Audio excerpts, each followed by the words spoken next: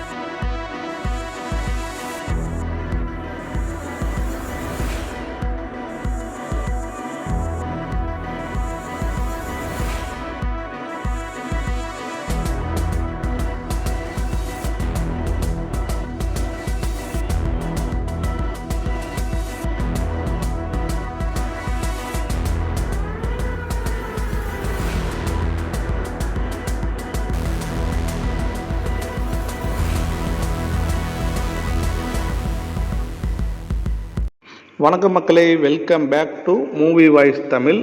இன்றைக்கி இந்த வீடியோவில் நம்ம இந்த வதந்தி சீரீஸோட பேலன்ஸ் 4 எபிசோடு இருக்குல்ல, அதைத்தான் இந்த வீடியோவில் நம்ம பார்க்க போகிறோம். ஆல்ரெடி 4 எபிசோடு போன பாட்டிலே இந்த சீரீஸோட ஒன்லைன் எல்லாமே நம்ம பார்த்தாச்சு. இப்போது இதை மீதி உள்ளது எல்லாத்தையும் நான் ஃபுல்லாக கவர் பண்ணி இந்த வீடியோவில் நான் பேச போகிறேங்க. ஏற்கனவே நீங்கள் பழைய வீடியோ பார்க்கலன்னா தயவுசெய்து டிஸ்கிரிப்ஷனில் லிங்க் கொடுக்குறேன், அதை பார்த்துட்டு இதை நீங்கள் கண்டினியூ பண்ணீங்கன்னா உங்களுக்கு இன்னும் கொஞ்சம் நல்லாவே புரியும்.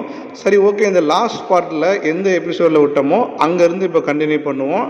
இப்போ பார்த்திங்கன்னா இந்த ரோடு போகிறதுக்காக பள்ளம் தோண்டும் போது அடையாளம் தெரியாத சில எலும்புக்கூடுகள், அந்த எலும்புக்கூடுகளை டெஸ்ட் பண்ணி பார்க்கும்போது 2 பெண்கள் இறந்துருக்காங்க அப்படின்ற மாதிரி போலீஸுக்கு தெரிய வருது. இந்த கேஸில் தான் நம்ம மணக்கத்தான் மணியை இந்த கொலை பண்ணியிருக்கணும் அப்படின்னு சொல்லி அவனை அரெஸ்ட் பண்ணுறாங்க. ஏன்னா இந்த இறந்த 2 பொண்ணுங்களுமே இவனுக்கு ரொம்ப ரொம்ப நெருக்கமானவங்க. அடுத்து பார்த்திங்கன்னா அதில் ஒரு முக்கியமான பொண்ணு நீலாவதி, அது இவனுடைய கேர்ள் ஃப்ரெண்டு தாங்க. 2வது பார்த்திங்கன்னா வெண்பா சொல்லி ஒரு பொண்ணு, அது இவனுடைய தங்கச்சி தான். அதனால் இவன் இந்த 2 பேரையுமே இவன் தான் கொலை பண்ணியிருக்கணும் அப்படின்ற மாதிரி இவனுக்கு ஆயுள் தண்டனையும் கொடுத்து ஜெயிலில் அடைச்சி வச்சுருப்பாங்க. ஆனால் நம்ம ஹீரோவை பொறுத்த வரைக்கும் கண்டிப்பாக மணி இந்த கொலையை பண்ணியிருக்க மாட்டான் அப்படின்னு சொல்லி ஒரு நம்பிக்கையில் தன்னால் தான் இந்த மாதிரி இந்த பையன் ஜெயிலுக்கு போயிட்டான், எப்படியாச்சும் இவனை வெளியே எடுக்கணும், இதுக்கு கொலையாளி யார், உண்மையான கொலையாளி யாருன்னு கண்டுபிடிச்சி அவனை நம்ம ஜெயிலில் அடைச்சி இவனை ரிலீஸ் பண்ணணும் அப்படின்னு சொல்லிட்டு நம்ம ஹீரோ இந்த கேஸை எடுத்து நடத்திக்கிட்டு இருக்காரு. இப்போ லாஸ்ட்டாக பார்த்த எபிசோடில் பார்த்தீங்கன்னா இந்த மணக்கத்தான் மணியோட க்ளோஸ் ஃப்ரெண்டு சுந்தரேசன் இருக்கான்ல, அவனோட டிஎன்ஏவையும் அண்ட் மணியோட காதலுக்கு எதிர்த்த நீலாவதி அண்ணனுடைய டிஎன்ஏவையும் சாம்பிளுக்கு எடுத்து அனுப்பியிருப்பாங்க. அந்த சாம்பிளும் பார்த்தீங்கன்னா நெகட்டிவாக வந்திருக்கு. அதனால் அவங்க 2 பேரும் இந்த கொலையை பண்ணலை அப்படின்ற மாதிரி ப்ரூவ் ஆயிடுச்சு. அப்போது வேறு யார் தான் இந்த கொலையை பண்ணியிருப்பா அப்படின்ற மாதிரி இந்த கேஸ் பயங்கரமாக போய்கிட்டு இருக்கும்போது எபிசோட ஆரம்பத்திலேயே ஃப்ளாஷ்பேக்கில் நம்ம மணக்கத்தான் மணியும் நீலாவதியும் யாருக்கும் தெரியாமல் மறைமுகமாக ஒரு இடத்துல மீட் பண்ணி பேசிப்பாங்க. அப்படி பேசிக்கும்போது தான் அந்த முடக்கத்தான் மணியும் அவனோட க்ளோஸ் ஃப்ரெண்டான பிரபுவும் கிட்டே சண்டை போட்ட விஷயத்தை பற்றி சொல்லிக்கிட்டு இருக்கான். இந்த பிரபு இருக்காமல்ல, அவனுக்கு இருக்கக்கூடிய ஒரு பிரச்சனை என்னென்னா, இந்த பிரபு லவ் பண்ணுற பொண்ணு சரியில்லை அப்படின்ற மாதிரி நம்ம மணக்கத்தான் மணிவே சொல்லியிருப்பான். அதனால் இவங்க 2 பேருக்குள்ளேயே இந்த மாதிரி ஒரு சண்டை வந்திருக்கும். இந்த சண்டையை பற்றி இவங்க பேசிக்கிட்டு இருக்கும்போது இந்த பக்கம் கட் பண்ணி திரும்பவும் நம்ம மணக்கத்தான் மணியை அவனோட க்ளோஸ் ஃப்ரெண்டான சுந்தரேசன் இருக்காமல்ல, அவன் வந்து நம்ம மணக்கத்தான் மணிக்கே தெரியாமல் அவனோட தங்கச்சி வெண்பாவை ஸ்கூல் படிச்சுக்கிட்டு இருக்கா தங்கச்சி வந்து அந்த பொண்ணு பின்னாடியே இவன் வந்து சுற்றிக்கிட்டு இருக்கான். இதனால் பாவம் அந்த பொண்ணு ரொம்ப டிஸ்டர்பாக இருக்கா. இப்போ இந்த வெண்பாங்கிற பொண்ணு கூட ஒரு க்ளோஸ் ஃப்ரெண்ட் இருக்கு அந்த பொண்ணுக்கு. அந்த பொண்ணோட பேர் வந்து பார்த்தீங்கன்னா பூரணி. அவன் வந்து இந்த மாதிரி இந்த விஷயத்தை பற்றி உன் அண்ணங்கிட்ட சொல்லிடு அப்படின்னு அவன் சொல்கிறான். ஆனால் அதை வந்து உடனே இது வந்து ஈஸியாக அவன் முடிச்சிருவான்ல அப்படின்னு அந்த பொண்ணு சொல்கிறா. ஆனால் அந்த பொண்ணு வந்து பயப்படுது, எங்கள் அண்ணனுக்கு தெரிஞ்சு அது பெரிய பிரச்சனை ஆகிடும், நீ இப்போதைக்கு அமைதியாக வா அப்படின்ற மாதிரி இந்த வெண்பா பொண்ணு வந்து அந்த பூரணியை கூப்பிட்டு அங்கேருந்து வேகமாக அந்த இடத்துலேருந்து பயந்து அப்படியே நடந்து போயிடுறா. அப்போ தான் இந்த இடத்துல இந்த பிளாஸ்பேக்கெல்லாம் முடிஞ்சுட்டு இப்போ கரண்டில் நம்ம ஸ்கூல் டைமில் வெண்பாக்கு க்ளோஸ் ஃப்ரெண்டாக இருக்கிற பூர்ணி இருக்கால அந்த பொண்ணுக்கு அவங்க வீட்டில் மேரேஜ் பண்ணுறதுக்காக முடிவு பண்ணியிருப்பாங்க. அதுக்கு நடுவில் அந்த ஃப்ரெண்டு இந்த வெண்பாங்கிற பொண்ணு வந்து இறந்து போயிருக்கா. அன்னைக்கு வந்து பார்த்தீங்கன்னா இந்த மாதிரி எனக்கு கல்யாணம் அப்படின்னு சொல்லிட்டு அந்த பூர்ணி வந்து அப்பாவை கூட்டிட்டு இந்த வெண்பாவுடைய வீட்டுக்கு வந்திருக்கா. வெண்பாவுடைய வீட்டில் அவங்க அம்மா மட்டும்தான் இருக்காங்க. அவங்கக்கிட்ட போயிட்டு அம்மா நான் ஒன்று கேட்பேன், எனக்கு நீங்கள் அதை கொடுப்பீங்களா அப்படின்ற மாதிரி இந்த பொண்ணு கேட்கும், பூரணி கேட்கும். என்ன வேணும் சொல்லுமா அப்படின்ற மாதிரி அவங்க அம்மா சொல்கிறாங்க. அதாவது இந்த வெண்பாவுடைய ஞாபகார்த்தமாக எனக்கு அவள் போட்டு இந்த ட்ரெஸ் ஏதாவது கொடுக்குறீங்களா அப்படின்ற மாதிரி இவங்க கேட்குறாங்க. மாமா தாராளமாக எடுத்துக்கோ அப்படின்ற மாதிரி இந்த அம்மாவும் அந்த வீட்டுக்குள்ளே போயிட்டு அந்த அவங்க பொண்ணுடைய ஒரு பேக் எடுத்து கொடுக்குறாங்க. உள்ளே ஓப்பன் பண்ணி பார்த்தா அந்த இறந்து போன வெண்பாவுடைய ட்ரெஸ்ஸை எடுக்க சொல்லி கொடுத்துட்றாங்க. இப்போ அந்த பொண்ணும் அந்த பெட்ரி எடுத்து திறந்து பார்க்கும்போது ஃபுல்லாக அவருடைய ட்ரெஸ்ஸு தான் இருக்குது. அதை பார்த்துட்டே இருக்குது. இறந்து போன அந்த பொண்ணை நினச்சி பயங்கரமாக அழுது ஃபீல் பண்ணி அழுகுறா. இந்த மடக்கத்தார் மணியும் பார்த்தீங்கன்னா தங்கச்சியான வெண்பாவை யார் கொலை பண்ணியிருப்பா, அந்த நீலாவதி யார் கொலை பண்ணியிருப்பான்னு சொல்லி இந்த கேள்வியை கேட்டுட்டு அவனும் ஒரு மாதிரி யோசிக்கிட்டே இருக்கான். இந்த பக்கம் நம்ம ஹீரோ சசிகுமாரை காட்டுறாங்க. அவன் தான் ஒய்ஃபை கூப்பிட்டுட்டு ஹாஸ்பிட்டலுக்கு செக்அப் பண்ண போயிருக்கான். அங்கே போன இடத்துல எஸ்பி கிட்ட இருந்து ஒரு ஃபோன் கால் வருது. இந்த மாதிரி சந்தேகத்தின் பேரில் நீ அனுப்பின அந்த சுந்தரேசன் இருக்கான்ல அவனுடைய டிஎன்ஏவும் நீலாவதி அண்ணனோட டிஎன்ஏவும் சுத்தமாக மேட்ச் ஆகலை. அப்போ கண்டிப்பாக அவங்க கொலை பண்ணியிருக்க மாட்டாங்க, அதுக்கு வாய்ப்பே இல்லை. அப்போ வேறு யார் இந்த கொலையை பண்ணியிருப்பா அப்படின்ட்டு நம்ம ஹீரோ யோசிச்சுக்கிட்டே இருக்கான். இப்போ இங்கே எப்படியே கட் பண்ணுறாங்க. இந்த பக்கம் திருநெல்வேலியில் ஒரு ஓரமாக டீ கடையில் வந்து பார்த்தீங்கன்னா ஒருத்தர் டீ குடிச்சிட்டு இருக்கான். அப்போ அங்கே சுற்றிக்கிட்டு இருக்க ஒரு நாய் வந்து அங்கே புதருக்குள்ளே இருந்து ஒரு துண்டிக்கப்பட்ட ஒரு கையை கவிட்டு வருது. இதை பார்த்துட்டு பொதுமக்கள் எல்லாம் பயங்கரமாக தெரிச்சு ஓடுறாங்க. அந்த இடத்துல உடனே போலீஸ் வந்து என்ன ஏதுன்னு விசாரிக்கும் போது அங்கே வந்து பார்த்திங்கன்னா ஒரு ரொம்ப அழுகி போன நிலையில் ஒரு பாடி கிடைக்குது. அப்படியே இந்த விஷயம் வந்து அங்கே இருக்கிற ஒரு போலீஸ் மூலியமாக நம்ம ஹீரோவுக்கு தெரிய வருது. உடனே நம்ம ஹீரோ திருநெல்வேலி கிளம்பி போகிறாரு. அங்கே திருநெல்வேலியில் போய் போலீஸ் ஸ்டேஷனில் இருக்கக்கூடிய நம்ம இன்ஸ்பெக்டர் நம்ம ஹீரோவை பார்த்து நீங்கள் எப்படி அடையாளம் தெரியாத ஒரு எறும்பு கூட வச்சு இந்த மாதிரி ஒரு கொலையை யார் பண்ணியிருப்பான்னு சொல்லிட்டு நான் இன்வெஸ்டிகேட் பண்ணிக்கிட்டு இருக்கீங்களோ இப்போ அதே மாதிரி தான் எங்களுக்கு ரீசெண்டாக ஒரு பாடி கிடச்சிருக்கு. முகம் ஃபுல்லாமே செதஞ்சிருக்கு, கை வெட்டப்பட்டிருக்கு. அதனால் உங்கள் கேஸுக்கும் எங்கள் கேஸுக்கும் நிறைய ஒத்து போகுது. அந்த ஒரு அடிப்படையில் தான் உங்களை கூப்பிட்டுருக்கேன் நான் இப்படின்ற மாதிரி அந்த கேஸோட இன்ஸ்பெக்டர் வந்து அங்கே சொல்லிக்கிட்டு இருக்காரு. சரி வாங்க முதல்ல அந்த மார்ச்சலுக்கு பாடியை போய் செக் பண்ணுவோம் அப்படின்ற மாதிரி இவங்க மார்ச்சேரி போயிட்டு இப்போ அங்கே இருக்கிற அந்த அவங்க கிடச்சி அந்த சடலத்தை செக் பண்ணுறாங்க. அப்படியே அவங்க செக் பண்ணி பார்க்கும்போது பார்த்தீங்கன்னா முகம் வந்து ஃபுல்லாமே செதஞ்சு போயிருக்கு. அதுபோக கையும் வெட்டி எடுத்திருக்காங்க. சரி இப்போ இந்த பாடி கிடைச்ச இடத்துக்கு போவோம் அப்படின்னு சொல்லிட்டு ஹீரோவும் இன்ஸ்பெக்டரும் இப்போ அந்த பாடி கிடைச்ச ஸ்பாட்டுக்கு போய் பார்க்குறாங்க.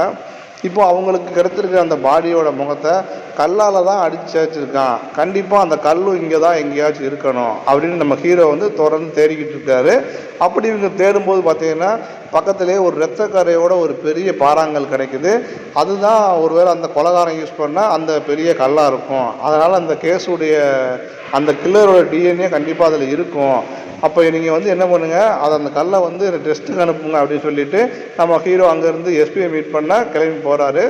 இப்போ வந்து பார்த்தீங்கன்னா இந்த முடக்கத்தா மணியோட கேஸில் இன்வால்வ் ஆகியிருக்கிற அந்த 2 கொலை கேஸும் பார்த்தீங்கன்னா இப்போ திருநெல்வேலியில் கிடச்சிருக்கக்கூடிய அந்த கை வெட்டப்பட்ட பாடியும் அது இருக்கக்கூடிய காயங்களும் கிட்டத்தட்ட ஒத்து போகுது. எனக்கு என்னவோ இந்த 2 கொலையை பண்ணவனும் இப்போ திருநெல்வேலியில் கிடைச்ச அந்த பாடியை கொண்டவனும் ஒரே ஆளாக தான் இருக்கணும் அப்படின்னு கன்ஃபார்ம் பண்ணணும் அப்படின்னு அவர் நம்ம ஹீரோ வந்து எஸ்பி கிட்ட சொல்லிக்கிட்டு இருக்காங்க. இதை கன்ஃபார்ம் பண்ணணும்னா திரும்ப நம்ம வந்து டிஎன்ஏ டெஸ்ட் எடுக்கணும் அப்படின்னு நம்ம ஹீரோ வந்து சொல்லிக்கிட்டு இருக்காரு எஸ்பி கிட்ட. சரி ஓகே, இப்போ நம்ம வந்து கோர்ட்டில் ஆர்டர் வாங்கி டிஎன்ஏ டெஸ்ட் எடுப்போம் அப்படின்ற மாதிரி நம்ம எஸ்பியும் சொல்லி அனுப்புகிறாங்க. இப்போ அடுத்த நாள் எஸ்பியோட ஹஸ்பண்ட் இருக்கார்ல அந்த வக்கீல் சுகுமார், அவர் ஒரு வக்கீல் எல்லாருக்கும் தெரியும். அவர் வந்து ஜட்ஜை மீட் பண்ணி இந்த மாதிரி டிஎன்ஏ டெஸ்ட் எடுக்கிறதுக்காக கோர்ட் ஆர்டர் வாங்குறாரு. இப்போ அடுத்த சீன்லேயே எஸ்பி வீட்டில் இருக்கிற நம்ம ஹீரோவுக்கு வந்து கால் பண்ணி, இங்கே பாருங்கள், நான் ரொம்ப கஷ்டப்பட்டு இந்த கோர்ட் ஆர்டர் வாங்கியிருக்கேன். யார் அந்த சுகுமார் சொல்கிறாரு, இதில் இருந்து ஏதாவது ஒரு தப்பாச்சுன்னு வச்சுக்கோங்க, நமக்கு நிறைய பிரச்சனை ஆயிரும் அப்படின்னு சொல்லி அந்த சுகுமார் வந்து சொல்லி அனுப்புகிறாங்க. ஹீரோவும் அதெல்லாம் பிரச்சனை ஒன்றும் ஆகாது, நான் பார்த்துக்கிறேன் அப்படின்ற மாதிரி சொல்லிவிட்டு கிளம்பி நேராக இப்போ சென்னை போயிட்டு திருநெல்வேலியில் கிடச்ச அந்த பாடியை வச்சு அதை சுற்றி கிடந்த அந்த டிஎன்ஏ எல்லாத்தையும் கலெக்ட் பண்ணிவிட்டு ஆல்ரெடி இந்த நீலாவதி, இந்த வெண்பா அவங்களுடைய எலும்புக்கூடுகள் இருந்த இடத்துல 3ஆவதாக கிடச்ச அந்த டிஎன்ஏ ஒத்து போச்சான்னு சொல்லி செக் பண்ணுறாங்க. ஆச்சு, அதாவது அந்த கில்லர் ஒரே ஆள் தான். அப்படி ஒத்து போச்சுன்னா அந்த கில்லர் ஒரே ஆளாக தான் இருக்கணும். அதை நம்ம டெஸ்ட் பண்ணுறதுக்காகத்தான் நம்ம ஹீரோ இப்போ இந்த லேபுக்கு போயிருக்கிறாரு. அங்கே போன இடத்துல டாக்டர் ஒரு பக்கம் நம்ம ஹீரோ கொடுத்த அந்த சாம்பிளை வந்து டெஸ்ட் பண்ணி பார்த்துட்டு இருக்காரு. டெஸ்ட் ரிசல்ட் வர்றதுக்கு ஒரு மணி நேரம் ஆகும். அதுக்காக நம்ம ஹீரோ வந்து வெளியிலே வெயிட் பண்ணிட்டு இருக்காரு. இன்னொரு பக்கம் வீட்டில் இருக்கக்கூடிய எஸ்பியும் இந்த டிஎன்ஏ டெஸ்ட் ரிசல்ட்டுக்காக பயங்கரமாக காத்துக்கிட்டு இருக்காங்க. ஒரு வழியாக அந்த ரிசல்ட் வந்துருச்சு. டாக்டர் வந்து கூப்பிடுறாரு நம்ம ஹீரோவை. ஹீரோ கிட்ட வந்து சொன்ன உடனே ஹீரோவும் அந்த எஸ்பிக்கு ஃபோன் அடிக்கிறாரு. எஸ்பி சொல்லுங்கள், அதாவது என்னாச்சு, என்ன ரிசல்ட் வந்திருக்கு அப்படின்னு சொல்லி அவங்க ரொம்ப ஆர்வமாக கேட்குறாங்க. டிஎன்ஏ மேட்ச் ஆகுது மேடம் அப்படின்ற மாதிரி சொல்கிறாங்க. அவ்வளோதாங்க, எல்லாருக்குமே ஷாக்கு. உடனே இந்த டாக்டர்கிட்ட ஃபோனை கொடு அப்படின்னு சொல்லி எஸ்பி சொல்கிறாங்க. டாக்டர்கிட்டும் ஃபோனை கொடுக்குறாங்க. இந்த விஷயத்தை கேட்கும்போது இங்கே தாங்க கதையில் வந்து டாக்டர் ஒரு பெரிய விஷயத்த சொல்ல ஆரம்பிக்கிறாரு. அதாவது பார்த்தீங்கன்னா திருநெல்வேலியில் கிடச்சிச்சு இல்லை அந்த பாடிக்கிட்ட இருந்த டிஎன்ஏவும் ஆல்ரெடி இந்த முடக்கத்தா மணியில் இந்த கேஸில் இருக்கக்கூடிய டிஎன்ஏவும் பக்காவாக மேட்ச் ஆகிருக்கு. இது போக அடையாளம் தெரியாத 4 கொலை அங்கே நடந்திருக்கு. அதில் கிடச்ச டிஎன்ஏவும் இதில் மேட்ச் ஆகுது. அதனால் இப்போ நம்ம தேடிக்கிட்டு இருக்கிறது ஒரு சீரியல் கில்லராக இருக்க நிறைய வாய்ப்பாக இருக்குது அப்படின்ற மாதிரி அந்த டாக்டர் சொல்லிடுறாருங்க. அவ்வளோதான், எஸ்பிக்கு ஒரு மாதிரி பயங்கரமாக ஷாக் ஆகிடுறாங்க. அதோடு இந்த எபிசோடை முடிக்கிறாங்க. அதாவது இந்த 5ஆவது எபிசோடு இந்த சீரியல் கில்லர் அப்படின்னு சொல்லிட்டு முடிக்கிறாங்க. இப்போ 6ஆவது எபிசோடு ஆரம்பத்திலே பார்த்தீங்கன்னா ஒரு கெமிக்கல் கம்பெனியில் இருக்கக்கூடிய ஒரு கம்பெனியை தான் காட்டுறாங்க. அங்கே வந்து பார்த்திங்கன்னா ஒரு பயங்கரமான சண்டை நடந்துகிட்ருக்கு. என்னன்னு பார்த்தீங்கன்னா அங்கே வேலை பார்த்துக்கிட்டு இருக்கக்கூடிய ஒரு ஸ்டாஃபுக்கும் அங்கே இருக்கிற ஒரு ஆளுக்கும் சண்டை வந்துகிட்ருக்கு. அந்த சண்டையில் வந்து அந்த மேனேஜர் குறுக்க வந்து தயவுசெய்து சண்டை போடாதீங்க, நிறுத்துங்க, சிசிடிவி கேமரா நான் பார்த்துக்கிட்டு தான் இருக்கேன், அவன் எதுவும் தப்பு பண்ணல, நீ ஒழுங்காக ஓடி போயிரு அப்படின்னு அந்த மேனேஜர் வந்து சூப்பர்வைசரை வந்து திட்டி அனுப்புகிறான். அதுபோக அந்த மேனேஜர் யாருக்காக பேசியிருக்கான் பார்த்தீங்கன்னா அந்த கம்பெனியில் ஒரு ஹிந்திக்கார வேலை பார்த்துட்டு இருக்கான். இவன் தான் இந்த சீரீஸில் ஒரு முக்கியமான கேரக்டர். எப்போ இவனுடைய கம்பெனியில் எல்லா வேலையும் முடிச்சுட்டு அங்கேருந்து வெளியே வந்ததும் நேராக ஒரு சேராட்டோ பிடிக்கலாம் அப்படின்னு சொல்லி சேராட்டோ கிட்ட அவன் போகிறான். சேராட்டோவில் ஏறினதுக்கு உடனே பார்த்தீங்கன்னா இவனுக்கு ஆப்போசிட்டில் ஒரு பொண்ணு உட்காந்துட்டு இருக்காங்க. அந்த பொண்ணையே ஒரு மாதிரி குறுகுறுன்னு பார்த்துக்கிட்டு இருக்கான். ஒரு வேளை நம்ம தேடிக்கிட்டு இருக்க இந்த சீரியல் கில்லர் இவனாக இருக்க நிறைய வாய்ப்புகள் இருக்குது அப்படின்ற மாதிரி தான் இந்த எபிசோடையே ஆரம்பிக்கிறாங்க. இப்போ கட் பண்ணால் இந்த பக்கம் பார்த்தீங்கன்னா அந்த மணக்கத்தா மணி இருக்கான்ல, அவரோட கேஸ் இப்போ நாளுக்கு நாளாக ரொம்ப சீரியஸாக போய்கிட்டு இருக்கு. ஹீரோ பண்ணுற அந்த இன்வெஸ்டிகேஷன் எல்லாமே அந்த இப்போ வந்து ஒரு சீரியல் கில்லர் அப்படின்னு சொல்லி இந்த கேஸ்குள்ளே வந்துட்டான். அதனால் இந்த கேஸை வந்து ஆல்ரெடி க்ளோஸ் பண்ண நம்ம போலீஸ் ஆஃபீஸர் ஹீரோவையும் எஸ்பியையும் கூப்பிட்டு ஆல்ரெடி முடிஞ்சு போன கேஸை எதுக்கு நீங்கள் தேவையில்லாமல் இந்த வேலையெல்லாம் பண்ணிக்கிட்டு இருக்கீங்க, எனக்கு தெரியல, நாளை பின்னா ஏதாவது பெரிய தப்பாக போச்சுன்னா டிபார்ட்மெண்ட் சைட்லேருந்து உங்களுக்கு எந்த ஒரு உதவியும் வராது அப்படின்ற மாதிரி பெரிய அதிகாரி வந்து இந்த எஸ்பியையும் நம்ம ஹீரோவையும் திட்டி அனுப்புகிறாரு. ஏன்னா அவரை பொறுத்த வரைக்கும் ஆல்ரெடி இந்த கேஸ் வந்து முடக்கத்தா மணிக்கு தண்டனை வாங்கி கொடுத்தாச்சு, கேஸ் முடிஞ்சிருச்சு. இப்போ திரும்பவும் இதில் வந்து எதுக்கு தேவையில்லாமல் வேறு ஏதோ ஒரு சீரியல் கில்லர் தான் இந்த கொலையில் பண்ணியிருக்கான் அப்படின்ற விஷயம் வெளி உலகத்துக்கு தெரிஞ்சுன்னா டிபார்ட்மெண்ட் மேலே வந்து ஒரு அதி திருப்தி ஏற்படும். அதனால தான் இதை வந்து அடக்கி வாசிக்கிறாங்க. வெளி உலகத்துக்கு தெரியாமையே ரொம்ப சீக்ரெட்டாக இந்த கேஸை வந்து அப்படியே ஹேண்டில் பண்ணிடணும்னு நினச்சிட்டு இருக்காங்க. இந்த பக்கம் பார்த்தீங்கன்னா நம்ம ஹீரோ இருக்காங்களா, அவன் இருக்கக்கூடிய அந்த ஸ்டேஷனை சேர்ந்த கோபாலசாமி அப்படின்ற ஒரு கான்ஸ்டபுள் அந்த ஸ்டேஷனுக்கு ரெகுலராக டீ கொண்டு கொடுக்குற ஒரு சின்ன பையனை வந்து இந்த மாதிரி நீ ஒரு யூடியூப் சேனல் ஆரம்பின்னு சொல்லி அந்த மாதிரி லைவில் இந்த மாதிரி ஸ்டேஷனில் என்ன நடக்குன்னு சொல்லிட்டு இவர் ஒன்று விடாமல் சொல்ல ஆரம்பிக்கிறாரு. முதல்ல அவர் சொல்கிற விஷயமே இந்த முடக்கத்தா மணியோட கேஸ் தான். இந்த மாதிரி பார்த்தீங்கன்னா டபுள் மர்டர் நடந்திருக்கு. இந்த கேஸில் முடக்கத்தா மணி தான் குற்றவாளி மாதிரி தண்டனை வாங்கி கொடுத்தாச்சு. ஆனால் இன்னமும் இந்த கேஸில் எங்கள் இன்ஸ்பெக்டர் வந்து விடுற மாதிரி இல்லை. அவர் இதை தீவிரமாக இன்வெஸ்ட் பண்ணிக்கிட்டு இருக்காரு, இதுக்கு பின்னாடி ஒரு சீரியல் கில்லர் இருக்க வாய்ப்பு இருக்குது அப்படின்ற மாதிரி இவர் வந்து அந்த யூடியூப்பில் வேலை பார்க்குற ஒரு ஆளுக்கிட்ட சொல்லிடுறாங்க. அவ்வளோதாங்க. இந்த விஷயத்தை மறுநாளே அந்த ஆள் போய் யூடியூப்பில் பேசிடுறாரு. இப்போ ஒட்டுமொத்த விஷயமும் வெளி உலகத்துக்கு தெரிஞ்சிருச்சு. இப்போ இந்த போலீஸ் ஸ்டேஷனை சுற்றி திரும்பவும் மீடியா எல்லோரும் வந்து குவிய ஆரம்பிச்சிட்டாங்க. இந்த விஷயம் கேள்விப்பட்ட நம்ம ஹீரோ அடித்து பிடிச்சி ஸ்டேஷன் வராரு. வந்து பார்த்து அவனை பிடிச்சி பயங்கரமாக திட்டுறாரு. என்னையா பண்ணியிருக்க, உன்னை யாரையா வெளியில் சொல்கிறது அப்படின்னு சொல்லி பயங்கரமாக திட்டுறாங்க. இப்போ அந்த இடத்துல நம்ம ஹீரோ சரி ஓகே ஏதோ பண்ணிட்டான், இப்போ இந்த விஷயத்தை வந்து நம்ம பேஸ் பண்ணி தான் ஆகணும் அப்படின்ற மாதிரி இப்போ அடுத்த சீன்லேயே நம்ம ஹீரோவும் எஸ்பியும் திரும்ப மேலதிகாரை கூப்பிட்டு வசவுக்காடு வைறாரு, திட்டிக்கிட்டே இருக்கிறாரு. டிஎஸ்பி வந்து உங்களுக்கு ஒரு மீட்டிங் கூட இருக்குது, நீங்கள் கண்டிப்பாக டிரான்ஸ்ஃபர் பண்ண தான் போகிறாங்க அப்படின்ற மாதிரி மேலதிகாரி மிரட்டி அனுப்புகிறாரு. ஆனால் டிஜிபி இருக்கிறல்ல அவர் நம்ம ஹீரோவை கூப்பிட்டு இந்த மாதிரி சீரியல் கில்லர் கேஸ்ன்னு எங்கேருந்து உங்களுக்கு சந்தேகம் வர ஆரம்பிச்சது அப்படின்ற மாதிரி கிளியராக அந்த கேஸை பற்றி நம்ம ஹீரோ கிட்ட கேட்க ஆரம்பிக்கிறாரு. அப்படியா கேட்கும்போது தான் நம்ம ஹீரோ ஆரம்பத்திலேருந்து இந்த கேஸை இன்வெஸ்ட் பண்ண எல்லா விஷயங்கள், ஒட்டுமொத்த விஷயங்கள், இந்த டிஎன்ஏ மேட்சான இந்த சம்பந்தங்கள் எதுவும் இல்லாமல் வேற ஒரு ஊரில் நடந்த அந்த கொலைகள், அங்கே கிடச்ச அந்த டிஎன்ஏ எல்லாருமே ஒத்து போயிடுச்சு. அதனால தான் சார் எல்லாருக்குமே வந்து எனக்கு இந்த சீரியல் கில்லர்னு டவுட்டாக இருக்குது. இந்த கொலைகள் நடந்த எல்லாமே வேற வேறு ஊர், எல்லாருக்குமே சம்மந்தமே கிடையாது, ஒருத்தருக்கு சம்மந்தமே கிடையவே கிடையாது. தோரணமாக அதான் ரேண்டமாக ஒரு ஆளை கொலை பண்ணிட்டு சுற்றிக்கிட்டு இருந்திருக்கான், அவன் கண்டிப்பாக ஒரு சீரியல் கில்லராக தான் இருக்க முடியும் அப்படின்ற மாதிரி நம்ம ஹீரோவும் அங்கே இருக்கிற எல்லாருக்கும் எக்ஸ்பிளைன் பண்ணிகிட்டு இருக்காரு. டிஜிபி கிட்ட சொல்லிக்கிட்டு இருக்காரு. இப்படி சரி ஓகே, இப்போ இந்த விஷயம் எப்படியோ லீக் ஆகிடுச்சு, இனிமேல் என்ன நடக்கும்னு நம்ம பார்த்துக்கலாம், நீங்கள் வந்து இதை பற்றி கவலைப்படாதீங்க, உங்களுக்கு நான் ஒரு ஸ்பெஷல் டீம் கொடுக்குறேன், கூடி சீக்கிரம் இந்த சீரியல் கில்லரை வந்து கண்டுபிடிங்க, அப்போ தான் நம்ம பொதுமக்களுக்கு நம்ம மேலே அந்த போலீஸ் டிபார்ட்மெண்ட் மேலே நம்பிக்கை வரும் அப்படின்ற மாதிரி இந்த டிஜிபி வந்து சொல்லிக்கிட்டு இருக்காரு. இப்போ வந்து ஹீரோவுக்குன்னே ஒரு ஸ்பெஷல் டீமை அரேஞ்ச் பண்ணி கொடுக்குறாரு. அந்த ஸ்பெஷல் டீமை வச்சு நம்ம ஹீரோ இப்போ அந்த கில்லர் யாருன்னு சொல்லி கண்டுபிடிக்க ஆரம்பிக்கிறாரு. இப்படி இந்த கேஸை வந்து ரொம்ப பயங்கரமாக இன்வெஸ்டிகேஷன் போய்கிட்டு இருக்கு. இதெல்லாம் ஒரு பக்கம் போய்கிட்டு இருக்கும்போது இன்னொரு பக்கம் பார்த்தீங்கன்னா அதே அந்த கம்பெனியில் வேலை பார்க்குற அந்த ஹிந்திக்காரனை காட்டுறாங்க. அவன் திரும்பவும் அந்த சேராட்டால் ரெகுலராக பார்க்கக்கூடிய அந்த பொண்ணை வந்து ஒரு மாதிரியாக குறுன்னு பார்த்துக்கிட்டே அந்த பொண்ணை ஃபாலோ பண்ணிக்கிட்டே போகிறான். அவங்க கூட கூட்டாளிங்க வேறு இருக்காங்க. இவங்கெல்லாம் சேர்ந்து அந்த பொண்ணை ஏதோ பண்ண போகிறாங்கிற மாதிரியே நமக்கு அப்படியே காட்டிக்கிட்டு இருக்காங்க. அப்போ பார்த்தோன்னா ஜஸ்ட் மிஸ்ஸு அந்த பொண்ணு அங்கேருந்து எஸ்கேப் ஆகி போடுறான்.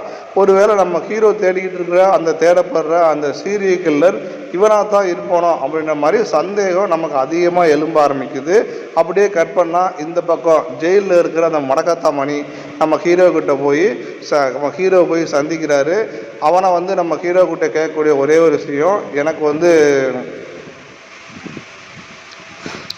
பெயில் எடுத்து கொடுங்க அப்படின்னு நம்ம ஹீரோவை பார்த்து அந்த முடக்கத்தர் பண்ணி கேட்குறாரு. எனக்கு பெயில் கிடைக்கதா வாய்ப்பு இருக்கா அப்படின்ற மாதிரி கேட்குறாரு. ஹீரோ வந்து சரிப்பா நான் கண்டிப்பாக அதுக்கான ஏற்பாடு எல்லாம் பண்ணுறேன், இப்போ வந்து உன்னுடைய கேஸு தான் நான் ரொம்ப தீவிரமாக நாங்கள் தேடிக்கிட்டு இருக்கோம், இந்த கொலையெல்லாம் பண்ணியிருக்கிறது வந்து ஒரு சீரியல் கில்லர் தான் பண்ணியிருக்க வாய்ப்பு நிறைய இருக்குது அப்படின்ற மாதிரி நாங்கள் அந்த கோணத்தில் விசாரிச்சுக்கிட்டு இருக்கோம். இந்த கேஸில் வந்து உனக்கும் இந்த கொலைக்கும் எந்த இதுவும் கிடையாது, நீ எந்த தப்பும் பண்ணாதான் ஒரு அப்பாவின்னு எனக்கு நல்லாவே தெரியும், இந்த அப்பாவி பொண்ணுங்களை எதுக்காக அந்த சீரியல் கில்லர் கொல்லணும் அப்படின்ற மாதிரி இந்த மணி கேட்குறாரு நம்ம ஹீரோ கிட்ட. இப்போ கேட்ட உடனே இந்த சீரியல் கில்லருக்கெல்லாம் காரணம்லாம் ஒன்றும் கிடையாதுப்பா, அவங்களுக்குள்ள ஒரு விஷயம் ஓடிக்கிட்டே இருக்கும், ஒரே ஒரு விஷயம்தான், உன்னுடைய கேர்ள் ஃப்ரெண்ட் நீலாவதியை வந்து அதாவது அவங்க யாரை கண்ணில் படுறாங்களோ தனியாக இருக்கும்போது பார்த்துட்டாங்கன்னா போட்டு திருட்டு அவனுக்கு போயிடுவானுங்க, அதனால் அவங்களுக்கும் இந்த இதுக்கெல்லாம் நீ பெருசாக கவலை பண்ணாதா, ஆனால் எனக்கு வந்து ஒரே ஒரு கேள்வி மண்டைகளில் ஓடிக்கிட்டு இருக்கு அப்படின்னு நம்ம ஹீரோ கேட்குறாரு. அது என்னன்னு வச்சுக்கோமே, நீ உன் கேர்ள் ஃப்ரெண்ட் நீலாவதி வந்து வீட்டில் நீயே கொண்டு போய் விடுறதா சொல்லியிருக்க, ஆனால் நீ போகிறதுக்கு முன்னாடியே நீலாவதியும் வெண்பாவும் எதுக்காக வீட்டை விட்டு தனியாக போனாங்க, ஒருவேளை நாங்கள் அந்த சீரியல்களை பிடிச்சாலுமேவும் இந்த ஒரு கேள்விக்கு மட்டும் எங்களுக்கு பதில் கிடைக்கவே இல்லை, ஏன் நீ அவங்க 2 பேரையும் வீட்டில் இருந்து தனியாக போக விடணும் அப்படின்ற மாதிரி அந்த கேள்விக்கு மட்டும்தான் நம்ம ஹீரோக்களை மண்டைக்கு ஓடிக்கிட்டே இருக்குது. இதுக்கு பதில் சொல்லுப்பா அப்படின்னு யோசிச்சுட்டு இருக்காங்க, கேட்டுக்கிட்டு இருக்காங்க. இப்போ இங்கே கட் பண்ணால் திரும்பவும் இவங்களுக்கு கிடைச்சிருக்க அந்த டிஎன்ஏ சாம்பிள்லாம் இருக்குல்ல, அதை வச்சு கில்லர் இப்படி தான் இருப்பான்ற மாதிரி ஒரு உருவத்தை அவங்க டெஸ்ட் பண்ணியிருக்காங்க. அந்த உருவம் கிட்டத்தட்ட அந்த ஹிந்திக்காரன் மாதிரி தான் இருக்குது. ஒருவேளை இவங்க கொஞ்சம் கொஞ்சமாக அந்த சீரியல் கில்லர் நெருங்கிட்டு இருக்காங்க அப்படின்ற மாதிரி நம்ம காப்பிச்சிட்டு இருக்கும்போதே அப்படியே கட் பண்ணுறாங்க. இந்த பக்கம் திருச்சியில் ஒரு செங்கல் சூழலில் வந்து பார்த்திங்கன்னா உடம்பு முழுக்க எரிஞ்ச நிலையில் ஒரு டெட் பாடி ஒன்று கிடச்சிருக்கு அப்படின்ற மாதிரி ஒரு இன்ஃபர்மேஷன் வந்திருக்கு. உடனே நம்ம ஹீரோ அங்கேருந்து அந்த அந்த ஒரு ஸ்டேஷனுக்கு இன்ஸ்பெக்டருக்கு போய் மீட் பண்ண போயிருக்காரு. அங்கே போனதுமே இன்ஸ்பெக்டர் இந்த ஸ்டேஷனில் இல்லை அப்படின்ற மாதிரி அங்கேருந்து கான்ஸ்டபிள் சொல்லிடுறாரு. ரொம்ப சீரியஸான கேஸுங்க, இன்ஸ்பெக்டர் தான் கால் பண்ணி இன்ஃபர்மேஷனே கொடுத்தாரு, அவர் இல்லைன்னா எப்படி சார், இந்த ஸ்டேஷனுக்கே அவர் வரல, காலும் பண்ணலை, காலும் போக மாட்டேங்கி, நீங்கள் அவருக்காக வெயிட் பண்ணுறது வேஸ்ட்டு அப்படின்ற மாதிரி அந்த ஸ்டேஷனில் இருக்க கான்ஸ்டபிள் எல்லாம் சொல்கிறாங்க. நம்ம ஹீரோ வந்து பயங்கர கடுப்பாகிறான். அப்படியே அந்த ஸ்டேஷன்லேருந்து கிளம்பி வெளியே போகிறாரு. தப்புன்னு பார்த்தா திரும்ப அதே கான்ஸ்டபிள் கூப்பிட்டு சார் இன்ஸ்பெக்டர் வந்துட்டார் அப்படின்னு நம்ம கூப்பிடும்போது அந்த கான்ஸ்டபிள் நம்ம ஹீரோ கூப்பிட்டு இந்த மாதிரி இன்ஸ்பெக்டர் வந்துட்டார் அப்படின்னு சொல்லி கூப்பிடுறாரு. நம்ம ஹீரோவும் உள்ளே போய் இன்ஸ்பெக்டரை மீட் பண்ணி பேசுகிறாரு. அப்படி பேசும்போது தான் இந்த இன்ஸ்பெக்டர் நீங்கள் எடுத்து இன்வெஸ்ட் பண்ணிக்கிட்டு இருக்கிற அந்த சீரியல் கில்லர் கேஸில் இதுவரை கிடைச்ச டிஎன்ஏ இப்போ எங்களுக்கு கிடைச்சக்கூடிய இந்த செங்கல் சூழலில் இருக்கிற பாடியிலையும் கிடைச்சிருக்கு. ஆனால் என்ன ஒரு வித்தியாசம்னா நீங்கள் தேடிக்கிட்டு இருக்க சீரியல் கில்லர் ஒரு ஆள்னு எங்களுக்கு கிடைக்கக்கூடிய ஒரு இந்த பாடி வந்து ஒரு ஃபீமேல் பாடி அப்படின்ற மாதிரி அவங்க ட்விஸ்ட்டு கொடுக்க இப்போ நாளுக்கு நாள் பார்த்தீங்கன்னா இந்த கேஸ் ஒரு மாதிரி பிரச்சனை ஆகிட்டே போய்கிட்டு இருக்கு. எப்படியோ இந்த 6வது எபிசோடே முடிக்கிறாங்க. இங்கேயும் ஒரு ட்விஸ்ட் வைத்து தான் முடிக்கிறாங்க. ஒவ்வொரு எபிசோட்லையும் பார்த்தீங்கன்னா ஒவ்வொரு ட்விஸ்ட் வைத்து தான் முடிக்கிறாங்க. ஏன்னா அப்போ தான் நம்ம அடுத்த எபிசோடை பார்ப்போம். அதனால தான் இப்போ இந்த 7வது எபிசோடை வந்து ஆரம்பத்துலேயே நம்ம ஹீரோ கஷ்டப்பட்டு இந்த முடக்கத்தான் மணியை வந்து பெயிலில் எடுத்துடுறாருங்க. இப்போ அப்படியே ஜெயிலிருந்து வெளியே வந்ததுமே நேராக அவன் ஊருக்கு போகிறான். இவனுடைய க்ளோஸ் ஃப்ரெண்டான பிரபுக்கிட்ட போய் பேச ஆரம்பிக்கிறான். அப்படியே இவன் பிரபுக்கிட்ட பேசும்போது தான் இந்த மாதிரி சுந்தரேசன் எங்கடா போனான், அவன் என்னை வந்து பார்க்கவே இல்லை அப்படின்ற மாதிரி இந்த முடக்கத்தான் மணி வந்து பிரபுக்கிட்ட கேட்டுக்கிட்டே இருக்கான். நீ விடுறா, அவன் அந்த கேஸில் நீ உள்ளே போனதுக்கு அப்புறமே வந்து பார்த்தீங்கன்னா சுந்தரேசன் ஒரு மாதிரி சுற்றிக்கிட்டு இருந்தான், என்னன்னே ஒன்றும் புரியல அப்படின்ற மாதிரி இவங்க 2 பேரும் சுந்தரேசனை பற்றி பேசிகிட்டு இருக்காங்க. அப்படியே கட் பண்ணால் இந்த பக்கம் நம்ம ஹீரோ அந்த திருச்சியில் செங்கல் சூழலில் கிடந்துச்சில்ல ஒரு எரிஞ்ச நிலையில் இருக்கிற அந்த டெட் பாடி, அந்த டெட் பாடியை கொண்டு வந்து இப்போ இந்த டாக்டர் வந்து போஸ்ட்மார்ட்டம் பண்ணிக்கிட்டு இருக்காரு. அங்கே இருக்கிறவங்க எல்லாம் இந்த போஸ்ட்மார்ட்டம் முடிஞ்சதுக்கப்புறம் அதோட ரிசல்ட் பார்க்கும்போது தான் டாக்டருக்கே ஒரு மாதிரி பயங்கரமாக ஷாக்காகிறாரு. நம்ம ஹீரோவை கூப்பிட்டு இதுக்கு முன்னாடி நடந்த எல்லா கொலையிலும் நம்ம கிடைச்ச அந்த டிஎன்ஏ சாம்பிள் இப்போ எரிஞ்ச நிலையில் கிடைக்கக்கூடிய இந்த பாடியோட தான் 100% மேட்ச் ஆகுது. ஆனால் இதில் என்ன பிரச்சனைன்னா இந்த எரிஞ்ச நிலையில் இருக்கக்கூடிய இந்த ஒரு பாடி வந்து ஃபீமேல். அதனால் நமக்கு கிடைச்சது அந்த டிஎன்ஏ எல்லாமே பார்த்திங்கன்னா ஒரு மேல். இது எப்படி மேட்ச் ஆச்சு, இது எப்படி இதாச்சுன்னு எனக்கு ஒன்றுமே புரியல, இதுக்கான ஆன்சரை என்னால் கண்டுபிடிக்கவே முடியல அப்படின்னு சொல்லி அந்த டாக்டர் சொல்கிறாரு.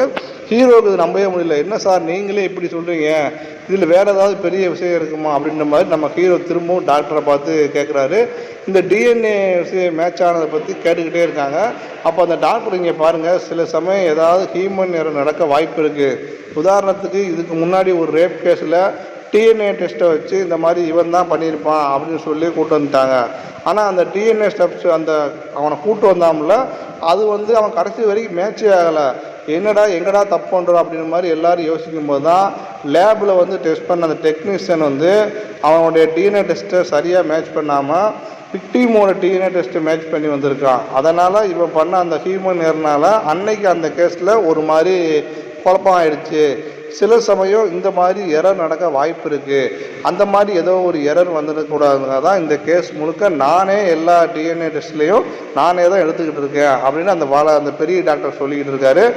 என்னடா இது எங்கே போனாலும் ஒரே சுத்தலாகவே இருக்குது அப்படின்னு சொல்லிட்டு நம்ம ஹீரோ வந்து ரொம்ப யோசிச்சுட்டு இருக்காரு. இப்போ ரெஸ்ட் ரூமுக்கு வந்து அப்படியே முகத்தெல்லாம் கழுவிட்டு யோசிச்சு பார்க்குறாரு. டாக்டர் சொல்லிட்டு போன ஒரு விஷயம் மட்டும் ஹீரோ மண்டைக்குள்ளே ஓடிக்கிட்டே இருக்குது. அதுதான் அந்த ஹியூமன் எரர். ஒருவேளை எங்கேயாச்சும் இந்த ஹியூமன் எரர் நடந்திருக்க வாய்ப்பு இருக்கா அப்படின்ற மாதிரி யோசிக்கும் போது தான் ஹீரோவுக்கு ஒரு விஷயம் ஸ்ட்ரைக் ஆகுது. இந்த டிஎன்ஏ டெஸ்ட் எடுத்து போகிறதுக்காக இந்த காட்டன் ஸ்டிக்கை வந்து ஒரு ஃபார்மன்ஸ் கம்பெனியில் இங்கே இருந்தால் லேபிள்லேருந்து வாங்காங்க. அந்த ஃபார்மன்ஸ் கம்பெனியோடைய சிசிடிவி காட்சிகள் எல்லாத்தையுமே நம்ம ஹீரோ எடுத்து பார்த்துட்ருக்காரு.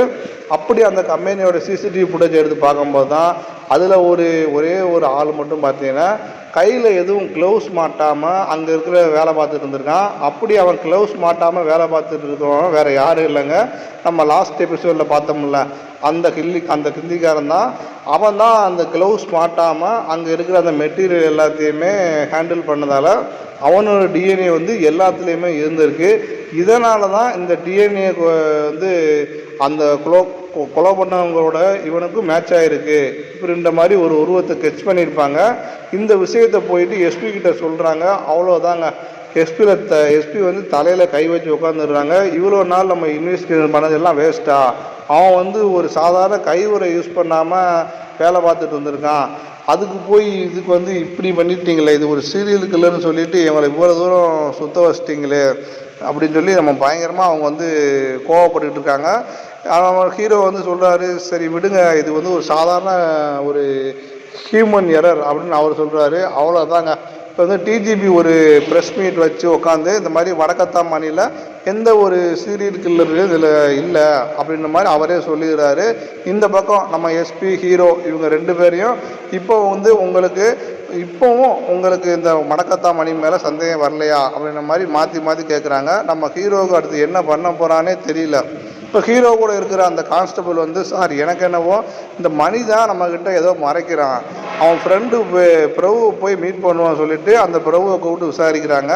அப்படி அவனை மிரட்டி விசாரிக்கும் போது தான், சார் எனக்கு இந்த கேஸுக்கு எந்த ஒரு சம்மந்தம் இல்லை, எனக்கு என்னவோ மணியும் சுந்தரேசனும் என்கிட்ட ஏதோ மறைக்கிறாங்க அப்படின்ற மாதிரி இந்த பிரபு சொல்கிறான். உடனே நம்ம ஹீரோ இருக்கார்ல, அந்த கான்ஸ்டபிளை கூப்பிட்டு இந்த மாதிரி இந்த மணி பையில கூப்பிட்டு வந்து ஸ்டேஷனில் வச்சு விசாரிப்போம், அவனை கட்டி தொங்க விட்டு விசாரித்தோம்னா தெரிஞ்சிடும் அப்படின்னு சொல்லிட்டு அவனை அந்த மாதிரி விசாரிக்க ஆரம்பிக்காங்க. அப்படி பார்த்தீங்கன்னா நம்ம ஹீரோவும், சரி நீ சொல்கிறது சரிதான், அவனை கூப்பிட்டு வந்து கட்டி தொங்க விட்டு விசாரித்தாதான் அவன் உண்மையெல்லாம் சொல்ல போகிறான் அப்படின்ற மாதிரி நீ சொல்கிறதும் கரெக்டு தான்ப்பா அப்படின்னு சொல்கிறாங்க. ஆனால் கட்டி தொங்க விட்டு மிரட்ட வேண்டியது மணி இல்லை, அவன் ஃப்ரெண்டானா சுந்தரேசனா அப்படின்னு சொல்லிட்டு இப்போ நம்ம 2 பேரையும் தூக்கிட்டு வந்துட்டு ஸ்டேஷனை கூப்பிட்டு வந்துட்டு இந்த சுந்தரேசனை மட்டும் தலையெல்லாம் தொங்க விட்டு பயங்கரமாக மிரட்டி கேட்குறாங்க. இந்த பக்கம் நம்ம ஹீரோ மணக்கத்தான் மணியை பிடிச்சிக்கிட்டு, உன் ஃப்ரெண்டு பிரபா எல்லாத்தையும் சொல்லிட்டான், நீங்கள் 2 பேரும் சேர்ந்து எதையோ மறைக்கிறீங்க, உண்மையை சொல்லு, அப்போ தான் என்னால் உனக்கு உதவி பண்ண முடியும் அப்படின்ற மாதிரி நம்ம ஹீரோ வந்து இந்த மணக்கத்தான் மணியை பிடிச்சி மிரட்டி கேட்டுக்கிட்டு இருக்காரு. சார் எனக்கும் இதுக்கு எந்த சம்மந்தமும் இல்லை, ப்ளீஸ் தயவு செய்து என் ஃப்ரெண்டை விட்டுருங்க, நான் பெயிலை கூட கேன்சல் பண்ணிவிட்டு திரும்பவும் ஜெயிலுக்கு போக கூட தயாராக இருக்கேன், என் ஃப்ரெண்டை விட்டுருங்க சார் அப்படின்ற மாதிரி நம்ம ஹீரோ கதறிக்கிட்டு இருக்கார். ஹீரோ இல்லை, நம்ம மணக்கத்தான் மணி கதறிக்கிட்டு இருக்கான். இந்த பக்கம் தலையை தொங்க விட்டு டார்ச்சர் பண்ணிட்டு இருக்காங்கல்ல அந்த சுந்தரேச பயவுள்ள, அவன் வந்து, சார் எனக்கு வலிக்குது, என்னால் முடியல, என்னை விடுங்க சார், நான் எல்லா உண்மையும் சொல்லிடுறேன் அப்படின்ற மாதிரி அவன் ஒரு பக்கம் சொல்ல ஆரம்பிக்கிறான். ஆனால் நம்ம ஹீரோங்க மத்தியில் நம்ம வணக்கத்தான் மணி வந்து, டேய் சுந்தரேசா வேணாம் எதுவும் சொல்லாதா அப்படின்ற மாதிரி இந்த மணி சொல்லிக்கிட்டே இருக்கான். ஆனால் அந்த சுந்தரேசன் வழி தாங்க முடியாமல் போலீஸ்கிட்ட எல்லா உண்மையும் சொல்கிறேன்னு மாதிரி ஒத்துக்கிறான். இப்போ இந்த இடத்துல சுந்தரேசன் அப்படியே ஒரு ஃப்ளாஷ்பேக்குள்ளே போகிறாங்க. அந்த ஃப்ளாஷ்பேக்குள்ளே பார்த்தீங்கன்னா நம்ம சுந்தரேசன் இருக்கார்ல, அவர் இந்த மணியோட தங்கச்சிக்கு அப்படியே ஒன் சைடாக லவ் பண்ணிக்கிட்டு பின்னாடியே சுற்றிக்கிட்டே இருந்தான்ல, அந்த பொண்ணு இவனை வந்து ரிஜெக்ட் பண்ணிக்கிட்டே இருப்பான். எப்போ இவனை பார்த்தாலும் ஒரு மாதிரி எரிஞ்சு விழுவான். அதே மாதிரி பார்த்தீங்கன்னா மோஸ்ட்டாக அந்த பொண்ணு வந்து அந்த ஜன்னல் இருக்கும், அவங்க வீட்டு ஜன்னலில் மூடியே தான் வச்சுருந்துருப்பாள். ஒரு நாள் அவள் வீட்டு அந்த ஜன்னல் வந்து ஓப்பனில் இருக்குது. இதை பார்த்த சுந்தரேசன், ஓகே நமக்கு ஃபைனலாக ஒத்துக்கிட்டா போல அப்படின்னு சொல்லிட்டு அந்த ஜன்னல் கிட்ட போகிறான். அந்த உள்ளே பார்த்தீங்கன்னா இந்த முடக்கத்தான் மணியோட தங்கச்சியான வெண்பாவும் சுந்தரேசனும் பார்த்தீங்கன்னா அந்த நாள்லேருந்தே லவ் பண்ண ஆரம்பிச்சிட்டாங்க போல். அப்புறம் அந்த வெண்பா வந்து அவங்க வீட்டுக்கே தெரியாமல் ஃபோன் பண்ணுறது இப்படியே ஒரு நாள் ஓடிக்கிட்டு இருக்கு. வீட்டை விட்டு ஓடிடலாம் மாதிரி வெண்பா முடிவு பண்ணியிருக்காங்க. அவரோட ட்ரெஸ் எல்லாம் பேக் பண்ணிவிட்டு வீட்டை விட்டு ஓடிடலாம் சொல்லிட்டு வெளியே வரும்போது தான் அந்த முடக்கத்தான் மணியோட கேர்ள் ஃப்ரெண்டான நீலாவதி அவனை வீட்டுக்கு கூப்பிட்டு வந்துட்டான் போல். அதனால் அந்த நாள் இவனால் வெளியே போக முடியல.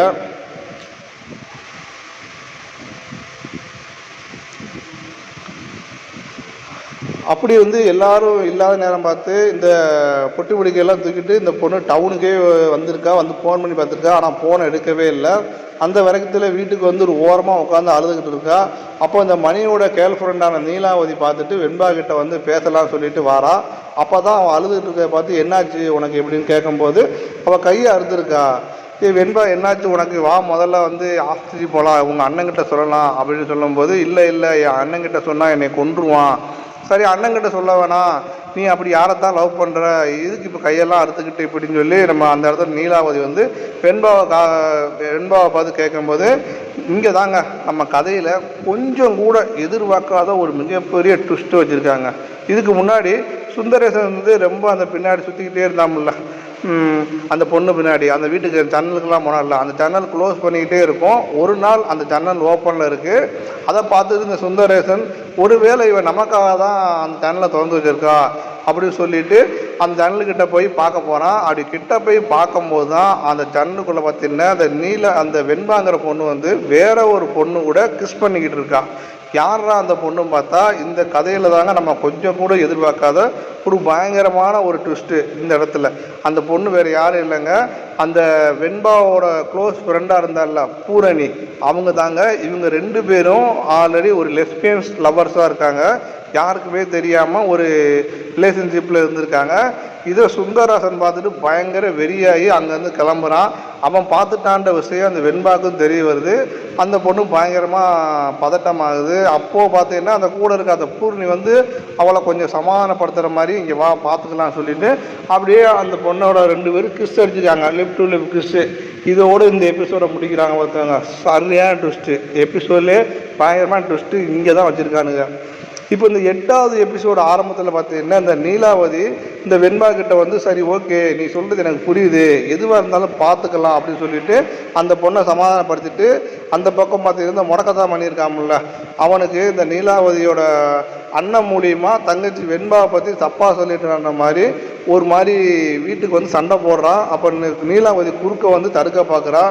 இந்த மாதிரி உன் அண்ணன் வந்து, சரி உன் அண்ணங்கிட்ட நீ ஏதாவது சொன்னியா, அதுவும் என் தங்கச்சியை பற்றி அவன் தப்பாக பேசுகிறான், என் தங்கச்சி வந்து தப்பான மாதிரிலாம் அவன் சொல்கிறான் அப்படின்ற மாதிரி கேட்க, ஆமாம் நான் சொன்னேன், இங்கே மாதிரி நான் சொல்கிறத கொஞ்சம் பொறுமையாக கேளு அப்படின்ற மாதிரி இந்த வெண்பாவுடைய மேட்டரை வந்து நீலாவதி வந்து முடக்கத்தான் பண்ணிக்கிட்ட தெளிவாக சொல்லிக்கிட்டு இருக்கா. அப்போது அந்த இடத்துல வெண்பாவும் அழுதுகிட்டே வந்து நீலாவதி சொல்கிறதெல்லாம் உண்மைதான் அப்படின்ற மாதிரி அவளும் அழுதுகிட்டே வந்து சொல்கிறா. அவ்வளோதாங்க. இந்த இடத்துல முடக்கத்தான் மணிக்கு என்ன பண்ணுறேன்னே தெரியல. தான் தங்கச்சி ஒரு லெஸ்பியன், அவள் பழகுற அவள் ஃப்ரெண்டோட பூர்ணிமா கூட தான் அப்படின்னு தெரிஞ்ச உடனே இவனால் தாங்கவே முடியல. ஒரு பொண்ணு கூட தான் தங்கச்சி லவ்வில் இருக்கான்னு தெரிஞ்ச உடனே முடிஞ்சு போச்சு. இவனால் ஏற்றுக்கவே முடியல. இதெல்லாம் முடக்கத்தான் மணிக்கு தெரிய வந்தது பார்த்திங்கன்னா அவன் என்ன பண்ணுறதுனே தெரியல. இங்கே தான் வெண்பாவும் தான் அண்ணங்கிட்ட வந்து பூரணிக்காக அவங்க வீட்டில் மாப்பிள்ளை பார்க்க ஆரம்பிச்சிட்டாங்க. அதனால் நம்ம மேட்ரை சொன்னாலும் அவங்களுக்கு சத்தியமாக புரிய போகிறதில்ல, அதனால் நாங்கள் இந்த ஊரை விட்டே போயிடலாம் அப்படின்ற மாதிரி இந்த பூரணி பிளான் பண்ணியிருப்பாங்க. ஆனால் அதுக்குள்ளேயும் நம்ம முடக்கத்தான் பண்ணி நீலாவதியை கூப்பிட்டு வந்துட்டு பெண்பாலை வந்து வீட்டில் விட்டுனால போக முடியாத சூழ்நிலைக்கு அவள் ஆயிட்டா.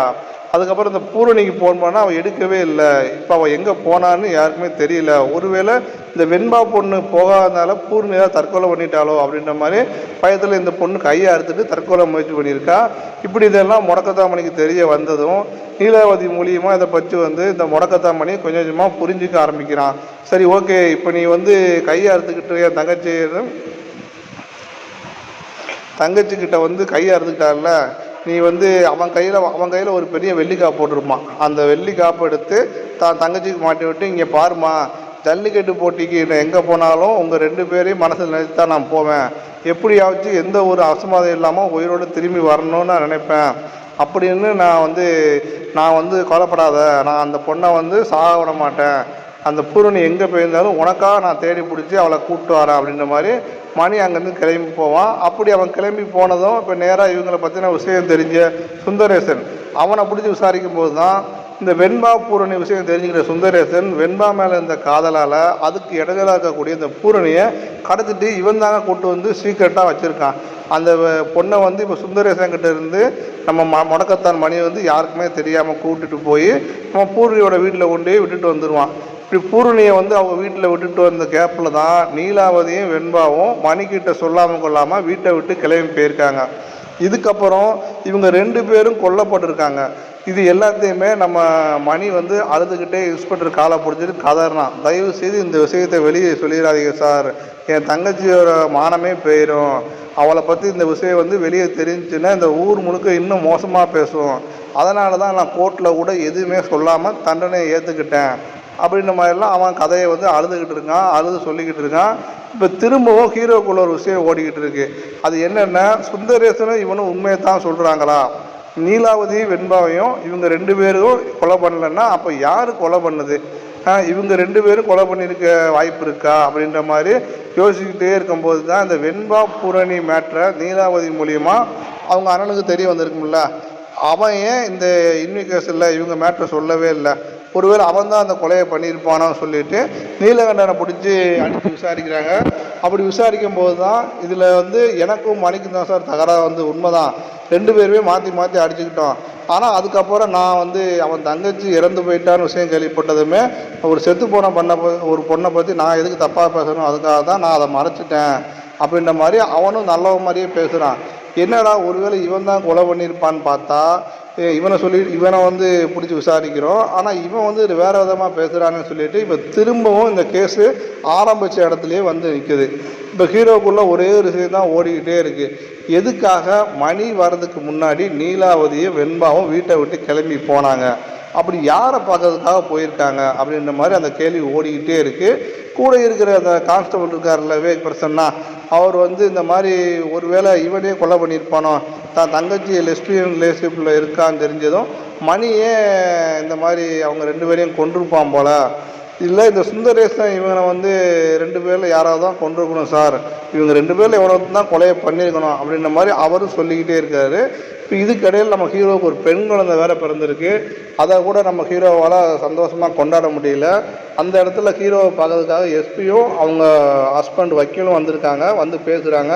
ஹீரோ முகத்தில் கொஞ்சம் கூட சிரிப்பே இல்லை. ஏன் ஒரு மாதிரி சோகமாக இருக்கியா அப்படின்ற மாதிரி இந்த எஸ்பி கேட்காங்க. அதுக்கு நம்ம ஹீரோ வந்து இந்த மாதிரி இந்த கேஸில் நான் வந்து மணியை ரொம்ப நம்பிட்டேன், நாளைக்கு என்னோட நம்பிக்கை வந்து பொய்யாச்சு, இந்த கொலையை அவன் தான் பண்ணியிருக்கான்னு தெரிய வந்துச்சுன்னா இதுக்கு அப்புறம் நான் மனசுக்கு மேலே இருக்கிற நம்பிக்கை எனக்கு போயிடும், அதை நினச்சா எனக்கு ரொம்ப பயமாக இருக்குது அப்படின்ற மாதிரிலாம் சொல்கிறாரு.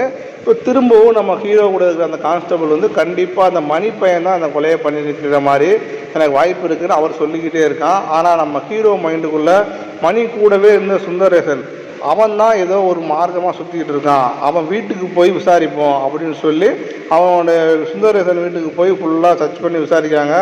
அப்படி அவங்க சர்ச் பண்ணி விசாரிக்கும் போது அவங்களுக்கு எந்த ஒரு தடயமும் கிடைக்கல. ஆனால் கடைசியாக பார்த்தீங்கன்னா அந்த வீட்டில் ஒரு ஃபோட்டோவை பார்த்துடுறாங்க. அந்த ஃபோட்டோவை ஹீரோ உத்து பார்த்துக்கிட்டு இருக்காரு. அந்த ஃபோட்டோவில் தாங்க ஒரு மிகப்பெரிய ஒரு குழுவே அதில் இருக்குது, ஆதாரமே இருக்குது.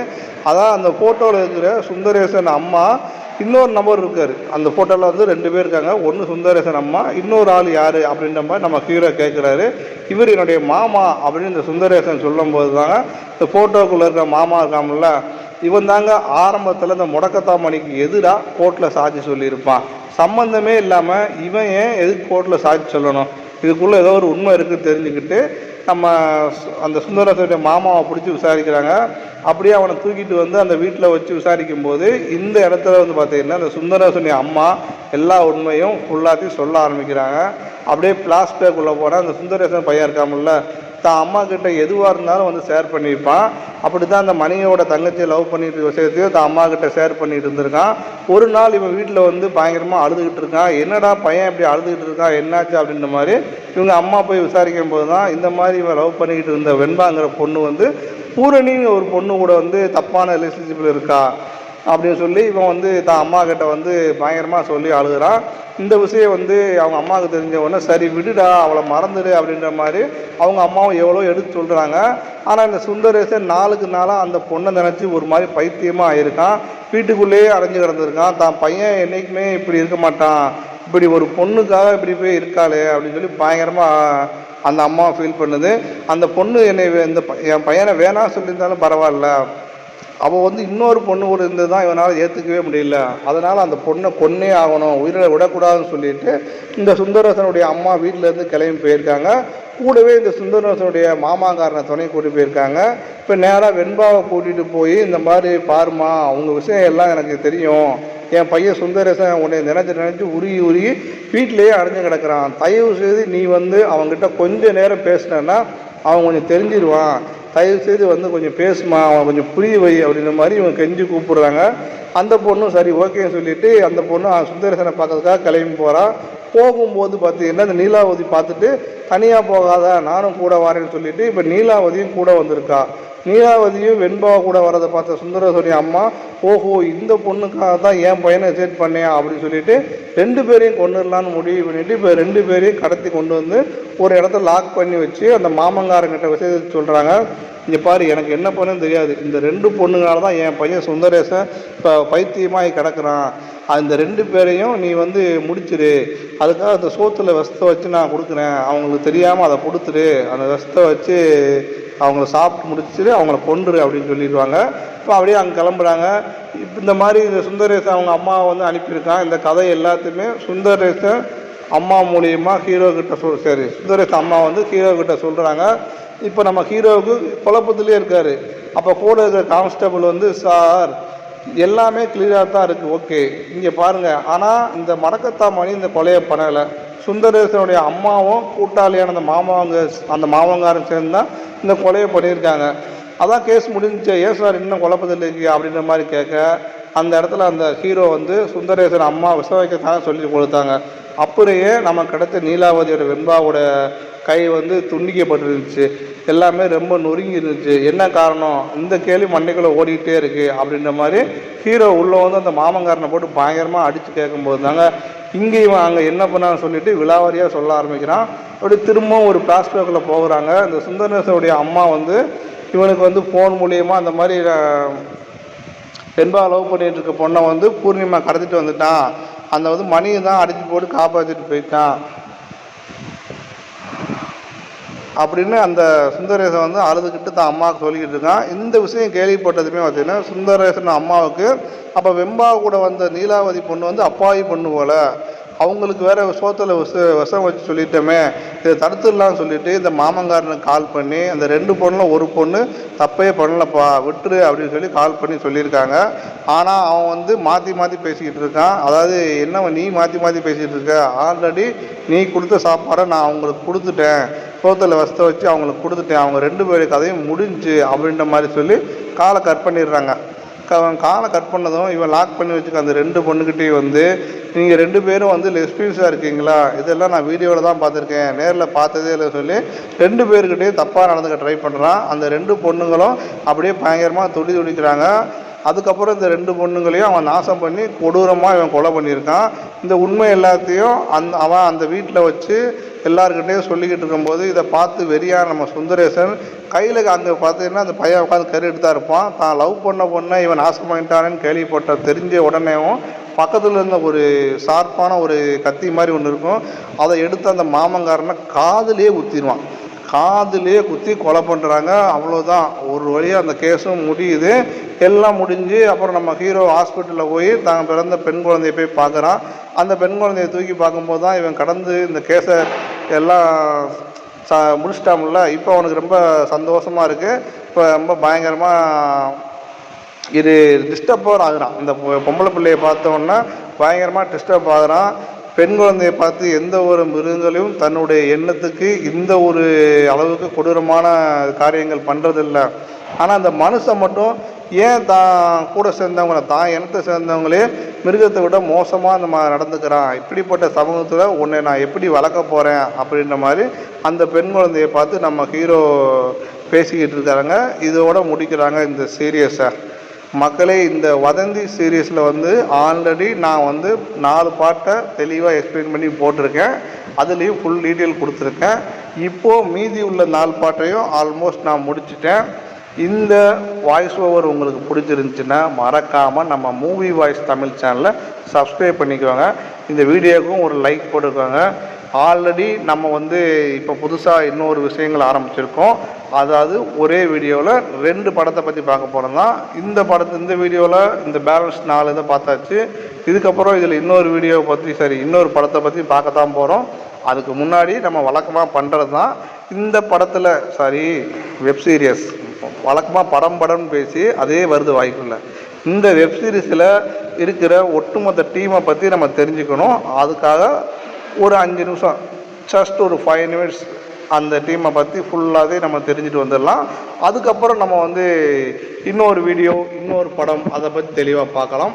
ஓகே மக்களே, அதுக்கு முன்னாடி நீங்கள் இப்போ தான் ஃபஸ்ட் டைம் நம்ம மூவி வாய்ஸ் தமிழ் சேனலுக்கு வரீங்கன்னா மறக்காமல் நம்ம மூவி வாய்ஸ் தமிழ் சேனலை சப்ஸ்கிரைப் பண்ணிக்கோங்க. இப்போ வாங்க இந்த வதந்தி 2வோட ஒட்டுமொத்த டெக்னீஷியன் டீமை பற்றி நம்ம போய் தெளிவாக பார்க்கலாம். ஓகே மக்களே, இந்த வெப்சீரிஸ் வதந்தி 2 சீசன் 2 வெப்சீரிஸ் வந்து பார்த்திங்கன்னா இது வந்து பார்த்திங்கன்னா ஒரு க்ரைம் மிஸ்ட்ரி த்ரில்லர் ஒரு கேட்டகரியில் தான் வந்திருக்கு. இந்த வெப்சீரிஸுக்கு வந்து ஆண்ட்ரோ லூயிஸ் இவர் தாங்க முழுக்க 8 எபிசோடு இவர் தான் டைரக்ட் பண்ணியிருக்காரு. இவர் தான் ஃபுல்லாமே கதை, திரைக்கதை, வசனம் எல்லாமே இவர் மட்டும்தான் எழுதியிருக்கிறாரு. இதில் வந்து பார்த்தீங்கன்னா நம்ம சசிகுமார் ஒரு முக்கியமான கேரக்டர் பண்ணியிருக்காரு. அப்புறம் யஸ்வந்த், அனகா, அபர்ணா தாஸ், விவேக் பிரசன்னா, ரேஸ்பதி வர்மா, அர்ஜுன் நந்தகுமார் இவங்கெல்லாம் நடிச்சிருக்காங்க. இந்த வெப்சீரிஸுக்கு ஃபுல்லாமே மியூசிக் டைரக்டர் பேக்ரவுண்ட் மியூசிக் பண்ணது வந்து பார்த்தீங்கன்னா நம்ம சைமன் கே கிங் அவர் தாங்க மியூசிக் பண்ணியிருக்காரு. இது வந்து ஒரு பேன் இந்தியா வெப்சீரிஸை தான் ரிலீஸ் பண்ணியிருக்காங்க. ஆனால் தமிழில் தான் ஃபுல்லாமே எடுத்துருக்காங்க. ஃபுல்லாமே முழுக்க தமிழில் மட்டும் எடுத்துகிட்டு இதை வந்து அப்புறம் டப் பண்ணி வெளியிட்டிருக்காங்க. தமிழ், தெலுங்கு, மலையாளம், கன்னடம், ஹிந்தின்னு சொல்லி 6 லாங்குவேஜில் டப் பண்ணி விட்டுருக்காங்க. ஆல்ரெடி இது வந்து சீசன் பார்ட் 1 வந்து நம்ம எஸ்ஏ சூர்யா நடிப்பு அரக்கன் பயங்கரமாக அதுவும் ஒரு த்ரில்லிங்கான ஒரு இதுதான். ஒரு பொண்ணு காணாமல் போன கேஸை பற்றி ரொம்ப டீட்டெயிலாக கொண்டு போயிருப்பாங்க. சூப்பராக இருக்கும். இது வந்து 8 எபிசோடு இதில் வந்து மொத்தம் இருக்குங்க. இதில் வந்து பார்த்திங்கன்னா நம்ம நிர்வாக தயாரிப்பாளர் நம்ம புஷ்கர் காயத்ரி தான் இருக்காங்க. அப்புறம் பணம் போட்டு தயாரித்தது வந்து நம்ம எஸ் குகப்பிரியா, எஸ் நந்தகுமார் அவங்க தாங்க தயாரிச்சிருக்காங்க. ஒவ்வொரு எபிசோடுமே 40 நிமிஷத்துலேருந்து 35 நிமிஷத்துலேருந்து 40 நிமிஷம் வரைக்கும் இருக்குது. இந்த வெப்சீரிஸ் தயாரித்தாங்கல்ல அவங்க வந்து வால்வாட்ச் ஃபிலிம்ஸ் அப்படின்னு ஒரு கம்பெனி வச்சு தான் தயாரிச்சிருக்காங்க. இது வந்து அமேசான் ஃப்ரேமில் வந்து விட்டுருக்காங்க. ஆகஸ்ட் 7ஆம் தேதி இந்த வெப்சீரிஸ் வந்து அமேசான் ஃபிலிம்ஸில் வந்து வெளிவந்துச்சு. இதில் வந்து பார்த்திங்கன்னா முக்கிய கதாபாத்திரத்தில் நம்ம சசிகுமார் ஆல்ரெடி சொல்லிட்டோம்ல, அப்புறம் ஏன் திரும்ப சொல்லிக்கிட்டு, இதில் வந்து சசிகுமார் கேரக்டர் நேம் வந்து எஸ்ஐ மூசா ராசான்னு ஒரு கேரக்டர் பண்ணியிருக்காரு. அப்புறம் வந்து நம்ம யஸ்வந்த் வந்து மணக்கத்தான் மணி அப்படின்னு ஒரு கேரக்டர் பண்ணியிருக்காங்க. அப்புறம் நம்ம அனகா வந்து பார்த்திங்கன்னா ராதிகா நாயர், அதாவது எஸ்பி கேட்டப்பில் வராங்கல்ல லேடி எஸ்பி அவங்க தான் இது. அப்புறம் வந்து பார்த்திங்கன்னா நம்ம மூசாவோட பொண்டாட்டிங்கிற கேரக்டரில் சுமையா அப்படின்னு ஒரு கேரக்டர் நம்ம அபர்ணா தாஸ் நடிச்சிருக்காங்க. அப்புறம் நம்ம விவேக் பிரசன்னா இவர் வந்து ராமர் ஒரு கேரக்டர் பண்ணியிருக்காங்க. அப்புறம் அந்த நீலாவதின்னு சொல்லி நம்ம மணியோட லவ்வராக வராங்கல்ல அந்த பொண்ணோட உண்மையான பேர் வந்து ரேவதி சர்மா. அப்புறம் வந்து நம்ம அந்த அனகாவோட பொண்டாட்டி புருஷனா வக்கீலாக வராமல ஒரு லாயர், அவனோட உண்மையான பேர் வந்து பார்த்திங்கன்னா அர்ஜுன் நந்தகுமார். படத்தில் அவரோட கேரக்டர் நேம் சுகுமாரன் நாயர். உண்மையான கேரக்டர் பேர் வந்து அர்ஜுன் நந்தகுமார். இது வந்து பார்த்திங்கன்னா மார்ச் 26ஆம் தேதி அமேசான் ஃபிலிம் வீடியோவில் வந்து பார்த்திங்கன்னா ஒரு பகுதியாக அந்த மாதிரி நாங்கள் வெளியிட போகிறோம்னு அறிவித்தாங்க. மார்ச் 2026 வந்து அறிவித்தாங்க. இது வந்து பார்த்திங்கன்னா 2022 வெளிவந்த வதந்தி லேபிள் ஆஃப் த விலோனி அந்த தொடரோட சீசன் 2 ஆகும். இதில் வந்து பார்த்திங்கன்னா முதல் சீசனில் யாருமே கிடையாது, முழுக்க வேறு ஒரு ஃபுல்லாமே பண்ணியிருக்கோம். இந்த மாதிரி வால்வாட்ச் ஃபிலிம்ஸ் அந்த தயாரிப்பு கீழே வந்து நாங்கள் பண்ணுறோம் அப்படின்னு வந்து இந்த நந்தகுமார் வந்து சொல்லியிருப்பாங்க. நந்தகுமார் தான் இந்த படத்தோட தயாரிப்பாளர். அவங்க கூட சேர்ந்து கௌதம் செல்வராஜ் அவங்களும் சேர்ந்து தயாரித்தாங்க. இந்த முதல் சீசனை தயாரித்த நம்ம புஷ்கர் காயத்ரி இருக்காங்கல்ல அவங்க வந்து இதில் வந்து ஒரு சப்போர்ட்டாக, அதாவது கிரியேட்டிவ் தயாரிப்பு மட்டும்தான் செஞ்சாங்க. முதல் சீசனை டைரக்ட் பண்ண அதே இயக்குனர் ஆண்ட்ரோ லூயிஸ் இந்த சீசன்லேயும் ஃபுல்லாமே கதை எழுதி டைரக்டும் பண்ணியிருக்காரு. இது வந்து பார்த்திங்கன்னா மார்ச் 2025 வந்து நம்ம ஹீரோ சசிகுமார் இருக்காங்கல்ல அவர் வந்து இந்த மாதிரி நடிக்கிறாங்கன்னு சொல்லி அறிவித்தாங்க. அப்புறம் வந்து பார்த்திங்கன்னா நடுசெண்டர்னு ஒரு படம் அவர் பண்ணிக்கிட்டு இருந்தார். அதுக்கப்புறம் பார்த்திங்கன்னா அவர் இந்த இதில் வந்து ஒர்க் பண்ணார். இது போக வந்து பார்த்திங்கன்னா அனகா, அபர்ணா தாஸ் அவங்கெல்லாம் நடிக்கிறாங்கன்னு சொல்லி அடுத்தடுத்து வெளியிட்டுக்கிட்டே இருந்தாங்க. அதை விட ரொம்ப முக்கியமான விஷயம் வந்து இந்த வதந்தி லேபிள் ஆஃப் த வேளாணி சொல்லி ஃபஸ்ட்டு தொடரில் சூப்பராக நடித்த நம்ம விவேக் பிரசன்னா இந்த தொடர்லேயும் அதே கேரக்டரில் நடிக்கிறாருன்னு சொல்லி வெளியிட்டிருந்தாங்க. இதுதான் மக்களுக்கெல்லாம் ரொம்ப பிடிச்சிருந்துச்சு. இது வந்து அமேசான் ஃப்ரேமில் வந்து பார்த்திங்கன்னா இந்த டீசர் வந்து மார்ச் 19ஆம் தேதி 2026 வந்து டீசர் மட்டும் வெளியிட்டாங்க. இந்த எபிசோடு வந்து ஆகஸ்ட் 7ஆம் தேதி வந்து 8 எபிசோடு மொத்தம் இந்த சீரியஸ் 8 எபிசோடில் வந்து ஆகஸ்ட் 7ஆம் தேதி ஒட்டுமொத்தமாக வெளியிட்டாங்க. இது வந்து தமிழில் ஃபுல்லாமே எடுத்துட்டு தெலுங்கு, ஹிந்தி, மலையாளம், கன்னடம் இந்த மாதிரி லாங்குவேஜில் ஃபுல்லாக டப் செய்யப்பட்டாங்க. சரி, ஓகே மக்களே, இப்போ இந்த வெப்சீரிஸோட முழு கதையை நம்ம தெளிவாக பார்த்தாச்சு. ஆல்ரெடி 4 எபிசோடுக்கான கதையை நான் அங்கே பார்த்துட்டேன். இந்த டீட்டெயிலெல்லாம் நான் ஆல்ரெடி கொடுத்துருக்கேன். அதில் வந்து இன்னொரு தெளிவாக டீட்டெயிலாக அதில் வந்து ப்ளஸ் அண்ட் மைனஸ் எக்ஸ்பிளேஷன் நான் எல்லாத்தையுமே சொல்லியிருக்கேன். ஒருவேளை நீங்கள் அதை பார்க்கலன்னா மறக்காமல் போய் பாருங்கள். அதில் வந்து நான் ஒரு முக்கியமான ஒரு கேள்வி கேட்டிருப்பேன். இதில் வந்து நான் அதெல்லாம் சொல்ல விரும்பலை. ஏன்னா இப்போ நம்ம வந்து அடுத்து இன்னொரு படத்தை பற்றி பார்க்க போகிறோம். இதுவும் ஒரு கிரைம் த்ரில்லர் படம் தாங்க. அந்த படத்தை பற்றி பார்க்க போகிறோம். ஓகே மக்களே, இப்போ இந்த வதந்தி சீசன் 2வோட முழு எபிசோடையும் நாம் தெளிவாக பார்த்து முடிச்சிட்டோம். முழு சீரீஸையும் பார்த்து முடிச்சிட்டோம். சரி, ஓகே மக்களே, இப்போ நம்ம அடுத்து என்ன படம் பார்க்க போகிறோன்னு இப்போ பார்க்கலாம் வாங்க.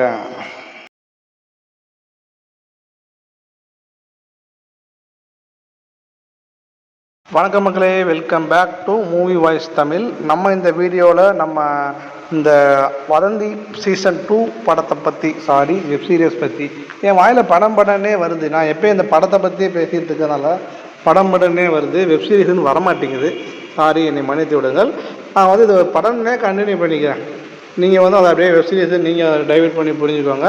இந்த வெப் சீரிஸ் இருக்குல்ல, இதை வந்து பார்த்தீங்கன்னா நம்ம ஆல்மோஸ்ட் இந்த படத்தில் ஆமாம் ஓகே இந்த படம் தான்.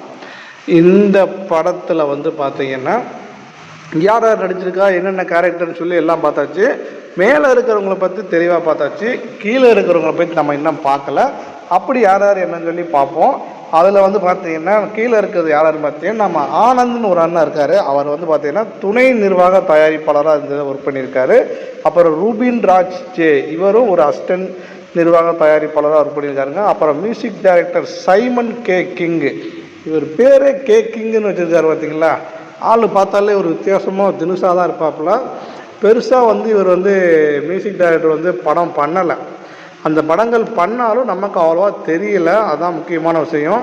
இவர் வந்து பார்த்திங்கன்னா இப்போது வந்து மலையாளத்தில் ரிலீஸ் ஆனால் அந்த ஒரு WWE மூவி வச்சுல அதில் மியூசிக் டைரக்டர் ஒர்க் பண்ணார். நெடுஞ்சாலை ஹைவேன்னு சொல்லி ஒரு படத்தில் மியூசிக் டைரக்டர் ஒர்க் பண்ணியிருக்காரு. அப்புறம் வந்து பார்த்திங்கன்னா ராஜபீமான்னு ஒரு படம் போன வருஷம் ஒர்க் பண்ணியிருக்காரு. அதுக்கப்புறம் 2026 வந்து பார்த்திங்கன்னா இந்த படத்தை மட்டும்தான் ஒர்க் பண்ணியிருக்காருங்க. இவர் தமிழில் வந்து கபடதாரின்னு ஒரு படம், நம்ம சத்யராஜ் பையன் அவர் சிபி சத்யராஜ் நடித்தார்ல, அந்த படத்துக்கு இவர் மியூசிக் டைரக்ட் பண்ணியிருக்காரு. அப்புறம் அசுரகுருன்னு சொல்லி ஒரு படம் வந்துச்சு, நம்ம விக்ரம் பிரபு நடித்த படம், அதுக்கு இவர் தான் மியூசிக் பண்ணார். மார்க்கெட் ராஜா, MBBS, அப்புறம் கொலைகாரன். இந்த கொலைகாரன் படம் சூப்பராக இருக்கும், நல்லா பேக்ரவுண்ட்லாம் சூப்பராக இருக்கும். அதே மாதிரி சத்யா, 555, 5ஆம் தலைமுறை சித்த சிகாமணி, இந்த ஒரு படம் மட்டும்தாங்க இவர் மியூசிக் பண்ணதுலேயே வந்து ஒரு காமெடி படம். மீது எல்லாமே பார்த்தீங்கன்னா ஒரு கிரைம் த்ரில்லர் படம் தான் ஃபுல்லாமே. 555 ஒரு கிரைம் த்ரில்லர், சத்யா கொலைகாரன், மார்க்கெட் ராஜா ஒரு பேய் படம், அசுரகுரு ஒரு த்ரில்லர் படம், கபடதாரி த்ரில்லரு, எல்லாமே பார்த்தீங்கன்னா த்ரில்லர் மூவி தாங்க. ஃபுல்லாமே த்ரில்லர் மூவி. இவர் த்ரில்லர் மூவி அந்த மாதிரி படத்துக்கு மட்டும்தான், அந்த கிரைம் சப்ஜெக்டில் படத்துக்கு மட்டும்தான் அவர் மியூசிக் பண்ணுவார் போல். கொஞ்சம் தான் மியூசிக் பண்ணியிருக்காரு, ரொம்பலாம் இல்லைங்க. ஒரு 10-15 படம் தான் பண்ணியிருக்காரு. இது வரைக்கும் 15 படத்தில் வந்து மியூசிக் டைரக்டராக ஒர்க் பண்ணியிருக்காரு.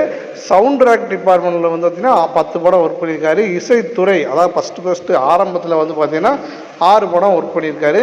இது போக ஒரு நாடகத்தில் வேறு ஒர்க் பண்ணியிருக்காருங்க. நாடகத்துக்கு மியூசிக் போட்டு கொடுத்துருக்காரு. அதாவது பேப்பர் ராக்கெட், நாடகம் கிடையாது, வெப் சீரிஸ்.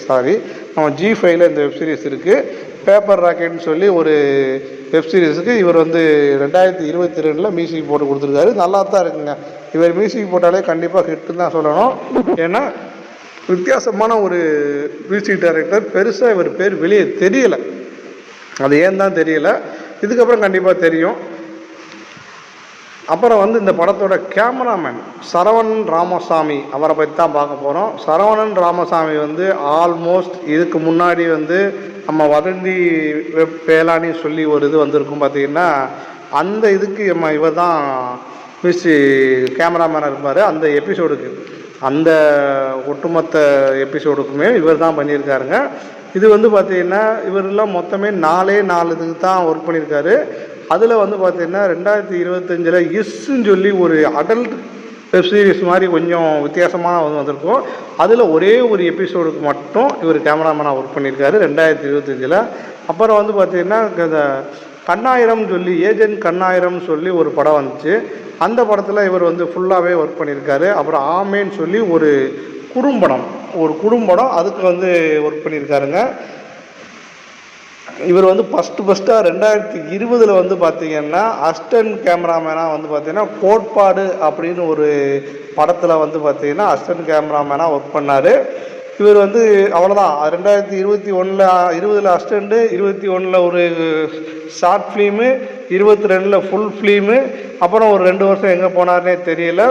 அதுக்கப்புறம் பார்த்திங்கன்னா 22லேயும் இந்த வதந்தி வந்து அவர் கிடச்சிச்சு. கிட்டத்தட்ட 8 எபிசோடுமேவும் அவர் தான் கேமராமேனாக இருந்திருக்காருங்க. இந்த இதுலேயும் சேர்த்து ஆல்மோஸ்ட் 16 எபிசோடு ஃபுல்லாமே அவர் கேமராமேனாக இருந்திருக்காரு. இவர் ஆல்ரெடி முந்தின ஒரு எபிசோடில் கேமராமேனாக இருந்ததால், முந்தின சீசனில் இருந்ததால் அந்த பழக்கத்தினாலேயே அப்படியே கேமராமேனுக்காக திரும்பவும் அலைய வேணாம்னு சொல்லி டேரக்டர் அப்படியே இவர் யூஸ் பண்ணிட்டார். ஓகே மக்களே, இப்போ எடிட்டர் பற்றி பார்க்கலாம். எடிட்டர் வந்து ரிச்சர்ட் கவின். நம்ம ரிச்சர்ட் கவின் வந்து பார்த்தீங்கன்னு வச்சுக்கோங்க, அவர் வந்து இதுக்கு முன்னாடி வந்து தெலுங்கில் நிறைய படங்கள் பண்ணியிருக்காருங்க. தெலுங்கில் வந்து பண்ணியிருக்காரு. தமிழில் வந்து பார்த்திங்கன்னா கோ டூ, விக்ரம் வேதா, இப்படிப்பட்ட படங்கள் பண்ணியிருக்காரு. இவர் மொத்தமாக வந்து தெலுங்கில் எடிட்டிங்கில் மட்டும் 22 படங்கள் ஒர்க் பண்ணியிருக்காரு. தமிழ் படங்கள் பார்த்திங்கன்னா பெருசாக வந்து அவ்வளோவா இல்லை. இப்போ தெலுங்கு மலையாளம் இப்படியே போய்கிட்டு இருக்காரு. இவர் வந்து சுழல்னு சொல்லி ஒரு வெப் சீரிஸ் வந்திருக்கு, பார்த்துருக்கீங்களா? அந்த வெப் சீரிஸ்லாம் எனக்கு ரொம்ப பிடிக்கும். சுழல் அண்ட் சுழல் 2 சீரீஸாக வந்துச்சு. அந்த சுழல் ஃபஸ்ட்டு அந்த சீசன்லாம் பார்த்தீங்கன்னு வச்சுக்கோங்க, மிரண்டுட்டேன். நல்லா பயங்கரமாக இருந்துச்சு. ஒவ்வொரு ட்விஸ்ட்டும் சூப்பராக இருந்துச்சு. கிளைமேக்ஸ் வேறு லெவல், எதிர்பார்க்கவே முடியல. அந்த சீரீஸ் முழுக்கவே அருமையாக பண்ணியிருந்தாங்க. அந்த சீசன் 2 தான் சொதப்பிட்டாங்க. இந்த வெப் சீரிஸ் மாதிரி சொதப்பிட்டாங்க. அதாவது சம்மந்தம் இல்லாமல் கொண்டே வச்சு ஏதோ த்ரில்லிங் வைக்கணும்னு சொல்லி வச்சு, ட்விஸ்ட்டு வைக்கணும்னு சொல்லி வச்சு, எதுக்கு நம்ம இதை பண்ணுறோன்னு தெரியாமல் அவங்களுக்கும் தெரியாமல், எதுக்கு நம்ம பார்க்குறோன்னு நமக்கும் தெரியாமல் ஒரு வித்தியாசமான குழப்பத்தை கொண்டு வந்து வச்சுட்டாங்க. எனக்கு அது இந்த வெப் சீரிஸ் வதந்தி சீசன் 2 வந்து கொஞ்சம் மனசு சரியில்லை. ஏன்னா எனக்கு சரியில்லைன்னு சொல்லலை, வெப் சீரிஸ் சரியில்லை, அதனால் எனக்கு மனசு சரியில்லை. இந்த சுழல் தயவுசெய்து யாராவது பார்க்கலன்னா, இது அமேசான் பிரைமில் தான் இருக்குது, போய் பாருங்கள். எம்எஸ் பிளேயர்லேயும் இருக்குது, தயவுசெய்து டவுன்லோட் பண்ணி பாருங்கள். நல்லாவே இருக்கும், சூப்பராக இருக்கும். நீங்கள் பார்த்துட்டிங்கன்னா உங்களுக்கு அது பிடிக்குமா இல்லையான்னு மறக்காமல் கமெண்ட் பண்ணுங்கள்.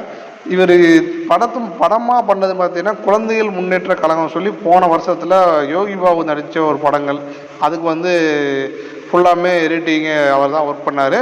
தமிழில் வந்து பார்த்திங்கன்னா விக்ரம் வேதா, இந்த படத்தை தமிழில் ஒர்க் பண்ணல, ஹிந்தியில் விக்ரம் வேதா படத்தில் ஹிந்தியில் ரீமேக் பண்ணாங்கல்ல, அதுக்கு வந்து இவர் தாங்க அங்கே போய் இது பண்ணார். அப்புறம் ஃபுல்லாமே பார்த்திங்கன்னா கேம் ஓவர் படத்துக்கு இவர் தான், கொலைகாரன் அந்த படத்துக்கு இவர் தான் பண்ணியிருக்காரு. அவ்வளோதாங்க. தமிழில் வந்து எந்த படங்களும் பண்ணல. மீன்காமும் மண்மானையும் அந்த படங்கள் 2016 பண்ணியிருக்காரு. அப்புறம் 2017 விக்ரம் வேதா ஒரிஜினல் பண்ணியிருக்காரு. அதோடு முடிஞ்சு வச்சு அதுக்கப்புறம் ஃபுல்லாக தெலுங்கு பக்கம் போனவர் தெலுங்குலேயே இருந்துட்டார். தெலுங்கு, ஹிந்தி, கன்னடம் அப்படியே இருந்துக்கிட்டாப்புல. இப்போ வந்து தமிழில் வந்து இவருக்கு படமே இல்லை, அந்த லெவலில் தான் இருக்குது. ஏன்னா மற்ற லாங்குவேஜில் ரொம்ப பிஸியாக இருக்கார். இது கூட ஆல்மோஸ்ட் ஒரு வெப் சீரியஸ் படத்தில் இவர் எதுவும் பண்ணலை. ஒரு நல்ல எடிட்டிங் தாங்க. எடிட்டிங் ரொம்ப ரொம்ப முக்கியம். அதுக்கு ஒரு எடுத்துக்காட்டு நம்ம விக்ரம் வேதா படமும் சரி, அந்த சுழல் சீசன் 1 அதெல்லாம் பாருங்கள் எப்படி இருக்குன்னு. ஒரு வெப் சீரிஸ் அந்த ஒரு எபிசோடு முடியும் போது அடுத்த எபிசோட் நான்லாம் ஒரு 2 நாள் கிட்டத்தட்ட தூங்காமல் உட்காந்து பார்த்துட்டு இருந்தேன். ஒன் டே நைட்டு 10 மணிக்கு அந்த சீரீஸை ஸ்டார்ட் பண்ணேன், தூங்கவே இல்லை, ஃபுல்லாக பார்த்தேன். ஃபுல்லாக காலைல 10 மணிக்கு வேலைக்கு போகணும், இருந்தாலும் அவ்வளோத்தையும் பார்த்துவாங்க. அவ்வளோ அருமையாக இருந்துச்சு. அதுக்கு மிக முக்கியமான காரணம் இவரோட எடிட்டிங்கோட திறமை. அந்த எடிட்டிங் திறமை தான் அந்த வெப்சீரிஸை நம்ம அவ்வளோ தூரம் இன்ட்ரெஸ்ட்டாக பார்க்க வச்சுருக்கு. இதுவும் ஆல்மோஸ்ட் அப்படி தான் இருக்குது. எடிட்டிங் எல்லாமே சூப்பராக தான் இருக்குது. ஆனால் அந்த சீன் தான் ஏற்றுக்க மாதிரி இல்லை, மக்களே ஏற்றுக்க மாதிரி இல்லை. சரி, இப்போ அடுத்து வந்து பார்த்தீங்கன்னா இந்த ப்ரொடக்ஷன் டிசைன், அதில் வந்து பார்த்தீங்கன்னா அருண் வெஞ்சராமோட் 8 எபிசோடும், அப்புறம் வந்து வினோத் ராஜ்குமார், விஜு விஜயன் வந்து பார்த்திங்கன்னா கூடுதல் கலை இயக்குனர், அப்புறம் இந்த வெப் சீரிஸ் முழுக்கவே வந்து பார்த்திங்கன்னா ட்ரெஸ்ஸு ஆடை வடிவமைப்பாளர் வந்து நம்ம சுபஸ்ரீ கார்த்திக் அவங்க தான் ஒர்க் பண்ணியிருக்காங்க. சுபஸ்ரீ கார்த்திக் விஜய் ஒரு மனுஷனுக்கு 3 பேரா. இவர் வந்து பார்த்திங்கன்னா நம்ம சுழல் வெப்சீரிஸ் த 2 அதில் வந்து ஒர்க் பண்ணியிருக்காருங்க. சுழல் வெப்சீரிஸ் 2ல் வந்து ஒர்க் பண்ணி அதுக்கப்புறம் கார்த்தின்னு சொல்லி ஒரு தெலுங்கு படம் தமிழ்லேயும் வந்துச்சு, ஒரு பேய் படம், அந்த படத்தில் வந்து இவங்க ஒர்க் பண்ணியிருக்காங்க. அப்புறம் நம்ம 96 படத்தில் இவங்க தாங்க ட்ரெஸ் கோட்டிங், அந்த நம்ம ஜானுவோட ட்ரெஸ் ஃபுல்லாமே இவங்க செலெக்ஷன் தான். தெலுங்குலேயும் ஜானு படத்தை 96 படத்தை ஜானுன்னு விட்டாங்கல்ல, அந்த படத்துக்கும் இவங்க தான் ஆடை வடிவமைப்பாளர் இருந்திருக்காங்க. சுழல் படத்தில் வந்து பார்த்திங்கன்னா சுழல் அண்ட் சுழல் 2 2 வெப்சீரிஸுக்குமே இவங்க தான் அந்த இது இருக்காங்க. இதில் மெயினான விஷயம் ஏன் தெரியுமா, அந்த சுழல்னு சொல்கிறேன் தெரியுமா, சுழல் வெப்சீரிஸை டைரக்ட் பண்ணது நம்ம புஷ்கர் காயத்ரி. அந்த புஷ்கர் காயத்ரி தான் இந்த வெப்சீரிஸோட நிர்வாக தயாரிப்பாளர்.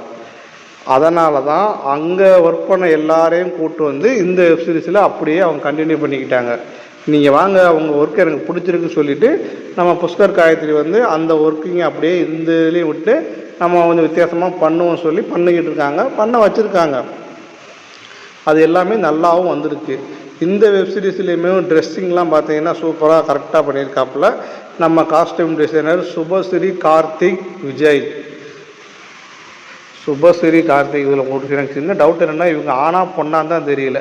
ஏன்னா சுபஸ்ரீ கார்த்திக் விஜய்ன்னு போட்டிருக்கு, என்ன பேர்னு எனக்கு சத்தியமாக தெரியல.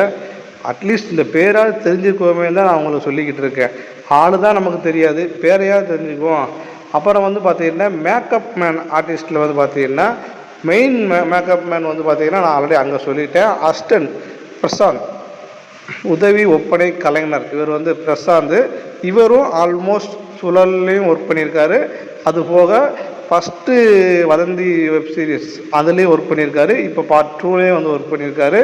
அதுபோக பார்த்திங்கன்னா ஹேர் நிபுணர், முடி அலங்கார நிபுணர் ஸ்ரீதர், இவரும் அதே தாங்க. இவங்க எல்லாருமே வந்து பார்த்திங்கன்னா அந்த டிபார்ட்மெண்ட்டில் ஒர்க் பண்ணிவிட்டு அப்படியே சுழல் 1லேருந்து சுழல் 2, சுழல் 2லேருந்து வதந்தி வெப்சீரியஸ் 1, இப்போ வதந்தி வெப்சீரிஸ் 2 இப்படி வந்து வந்துக்கிட்டே இருக்காங்க. அந்த அளவுக்கு பார்த்திங்கன்னா சூப்பராக அவங்களோட பெர்ஃபார்மன்ஸ் இருந்ததால் அவங்க வந்து அப்படியே கூட்டுக்கிட்டே வந்துட்டாங்க. யார் நம்ம புஷ்கர் காயத்ரி அவங்க வந்து அப்படியே கூட்டுக்கிட்டே வந்துட்டாங்க.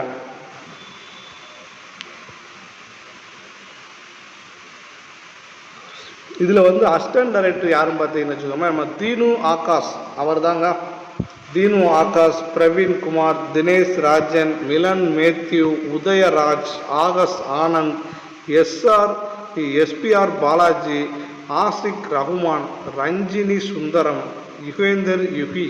அப்புறம் வந்து பார்த்திங்கன்னா இந்த கலைத்துறை ஆர்ட் டிபார்ட்மெண்ட்டில் பார்த்திங்கன்னா நம்ம ஜானு ராஜ், பேபி சந்திரன், அபதிஷ் தாஸ் கே, ராகுல் கிருஷ்ணன், முத்து பாண்டி, பிரகாசன், சரத்லால் எஸ், சாம்குமார் எஸ், ஜிதேஷ் செபாஸ்டின், சோனமுத்து, விஜயன், அருண், சந்தோஷ்குமார், மணிகண்டன், முருகன், சுவாதிகா ராஜேந்திரன், பிரபாகரன் சாகர், சீனிவாசன் சங்கர், பழம்புரி நாதன். அப்புறம் வந்து சவுண்ட் டிபார்ட்மெண்ட்டில் பார்த்தீங்கன்னா நம்ம ஆதர்ஷ், ஜோசப் செரியன், திலு லோசன், கண்ணன் கண்பாத், ஹரிஹரன், மனோஜ்குமார், கவின் முதல்வன், ஆண்டனி பள்ளிப்பட்டு, ராஜ் மோகன், Jeethu C Rathnan, Nevis S பெகன். என்னடா பேர் வச்சுருக்கீங்க, நெவின் எஸ் பெகன், என்ன பெகனா ஏதோ ஒரு பேருங்க, nonsense. Iniyan CS, Amathi Shankar, Balakesavan Shanmugam, Siddharth, Narayanan SP, Sachin Sudhakaran, GC Sundarnesan, Jishnu Padmani Thangappan, Vicky bro ஹார்கோலர், Balakumar, Boopathi, Sam Danny, Jai Ganesh, Abhishek Joji, Raju Ganpat, Nikhil Katkar, Prathibalan, Pandiyan R, AM Rahmathullah, Abhijit Sapro, வள்ளியம்பெற்றி செபாஸ்டின், கேடிகே சங்கர், அரவிந்த் சிவா, ஸ்ரீ சீசன். ஆல்மோஸ்ட் எத்தனை பேர் ஒர்க் பண்ணியிருக்காங்க இந்த சவுண்ட் டிபார்ட்மெண்ட்டில். ஐயோ நம்பவே முடியலைங்க. இந்த சவுண்ட் டிபார்ட்மெண்ட்டில் வந்து பார்த்திங்கன்னா அவ்வளோ பேர் ஒர்க் பண்ணியிருக்காங்க. ஒளித்துறையில் வந்து எல்லாருக்கும் ஒவ்வொரு எடிட்டிங், ஒவ்வொரு ஒரு பதவி இருக்குது, ஒவ்வொரு போஸ்டிங் இருக்குது. அதை வந்து பர்ஃபெக்டாக பண்ணியிருக்காங்க. நல்லாவே அமைஞ்சிருக்குங்க. இந்த பேக்ரவுண்ட் மியூசிக்லாம் பார்த்திங்கன்னா அது கொஞ்சம் போன வெப் சீரிஸில் வந்து நல்லா கொஞ்சம் த்ரில்லிங்காக கொடுத்துருந்தீங்க. இதில் கொஞ்சம் இல்லை, அது கொஞ்சம். அப்புறம் இந்த ஜிஜி எஃபெக்ட் பார்த்தேன்னு வச்சுக்கோங்க, அதில் வந்து ஒர்க் பண்ணது வந்து நம்ம சரி விஜய், மாலான் மன்னியன், Chandrakanth PD, Dhanapal Padmanathan, Satheeshkumar, Prasanna Kumar, Gopinath M, Krishnakumar, Dharankumar, Harish M, டெடல் ரஞ்சித், சீனிவாசன், ராம்குமார், ஜங்கம் விஷ்ணு, ஜோஸ்வின் ராஜு. ஆல்மோஸ்ட் பார்த்தீங்கன்னா இதுக்கும் சிஜிஎஃப்ஐ மட்டும் வந்து பார்த்தீங்கன்னா நிறைய பேர் ஒர்க் பண்ணியிருக்காங்க. இதில் வந்து பார்த்தீங்கன்னா ஒரே குமாராக இருக்குது. ராம்குமார் இருக்காங்க. அப்புறம் பார்த்தீங்கன்னா இந்த பக்கம் தரண்குமார், கிருஷ்ணகுமார், பிரசன்னகுமார், சதீஷ்குமார், 5 குமார் வந்துருச்சு. நான் ஒரு சரவணகுமார், என்னோட பேர் குமார், அதான் நானும் சேர்த்துக்கிட்டேன், என்னையும் ஜாயின் பண்ணிக்கிட்டேன். அப்புறம் இந்த படம் தான் ஓகேவா, வாய்க்குள்ள படம் தான் வருது. நான் படம் கமிட் ஆகிட்டேன். நீங்களும் அப்படியே மூவ் பண்ணி போயிருங்க. தயவுசெய்து கமெண்டில் வந்து கழுவி ஊற்றாதீங்க. இந்த படத்துக்கு ஃபைட் மாஸ்டர் வந்து பார்த்திங்கன்னா நம்ம தினேஷ் சுப்புராயன் அவங்க தாங்க இந்த படத்துக்கு வந்து ஃபைட் மாஸ்டராக ஒர்க் பண்ணாங்க. அதுக்கப்புறம் பார்த்திங்கன்னா அவங்களுக்கு அசிஸ்டண்ட்டாக அலாவுதீன் ஒர்க் பண்ணாங்க. அப்புறம் வந்து பார்த்திங்கன்னா சைடில் வந்து கேரக்டர் அனீஸ், ஆறுமுகம், கிருபாகரன், தினேஷ்குமார், பிரபாகர், பிரபு, பிரவீன், ராஜு, ரவி, செல்வராஜ், சிராஜ், சுப்பிரமணி, வீரமணி, திலீப் சுப்புராயன், இவங்க எல்லோரும் இத்தனை பேர் ஃபைட்டிங்காக ஒர்க் பண்ணியிருக்காங்க. அந்த வெப்சீரிஸில் ஃபைட்டிங்கே கிடையாது, 2 ஃபைட்டு தான் வரும். அப்புறம் பார்த்தீங்கன்னா இந்த கேமரா மற்றும் மின்சாரத்துறையில் பார்த்தீங்கன்னா எஸ் பாபு, பிரதீப் பாபு, அங்கன் குமார், அன் பிரபு, ஆனந்த் பாபு, கணேஷ்குமார், விஜய்குமார், சந்தோஷ்குமார், அட பாவிகளா, மருதநாயகம், பேரே மருதநாயகமா, super, Alauddin, Jayaprakash, Rajesh, Rajkumar, Saravanan Ramasamy, camera operator நல்லா வருவார், கவலையப்படாதீங்க, பெரிய எதிர்காலம் இருக்குது, ஏன்னா என் பேர். அப்புறம் ரமேஷ், ஆர் சேகர், மோகன்ராஜ், தனிகாஸ்தலம், வெங்கடேஷ், விஜய், நடேசன், ஆர் பூபாலன், செல்லப்பாண்டி, ஒரு தனுசு, ஏழுமலை, கணேஷ், பிரகலாத், குரு, எம்டி, இகிபால், ஜெயம் பிரகாஷ், கே ராஜு, கௌசிக், நமதி கிருஷ்ணன், குமார், டிஜிட்டல், அதில் வந்து சந்தோஷ்குமார், ராஜேஷ்குமார், கங்காதர், பாரதி முருகன், எஸ் முருகன், பிரகாஷ்ராஜ், பிரணவ், ராஜேஷ், ரமேஷ், ரசூல், ஸ்ரீகாந்த், பவன்குமார், கார்த்திக், சரத்குமார், போய்கிட்டே இருக்குங்க. அடா பாவிகளாடே, எவ்வளோ பேருங்கடா அதில் வேலை வச்சுருக்கீங்க. ஒரு வெப்சீரிஸில் வந்து நான் சத்தியமாக இவ்வளோ பேர் இருப்பாங்கன்னு எதிர்பார்க்கவே இல்லைப்பா. போய்கிட்டே இருக்கு. இவ்வளோ பேர் சொன்னாலே இதுக்கே 2 மணி நேரம் ஓடிடுமே.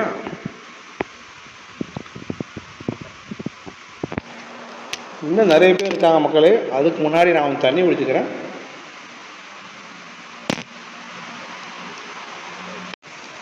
அப்புறம் பார்த்தீங்கன்னா நம்ம வந்து இதில் வந்து பார்த்திங்கன்னா காஸ்டிங் டிபார்ட்மெண்ட்டை பற்றி பார்க்க போகிறோம். காஸ்டிங் டிபார்ட்மெண்ட் வந்து பார்த்திங்கன்னா நம்ம கேட்டன் குமார் அவங்க தான் ஒர்க் பண்ணியிருக்காங்க. அப்புறம் காஸ்டியூம் டிசைனர் அண்ட் இந்த டிபார்ட்மெண்ட் வார்வேர் டிபார்ட்மெண்ட்டில் பார்த்திங்கன்னா பரத், ஐயப்பன், முருகன், ரவிக்குமார், நேகா, ஸ்ரீராம், ஜோஸ்வா, ரகு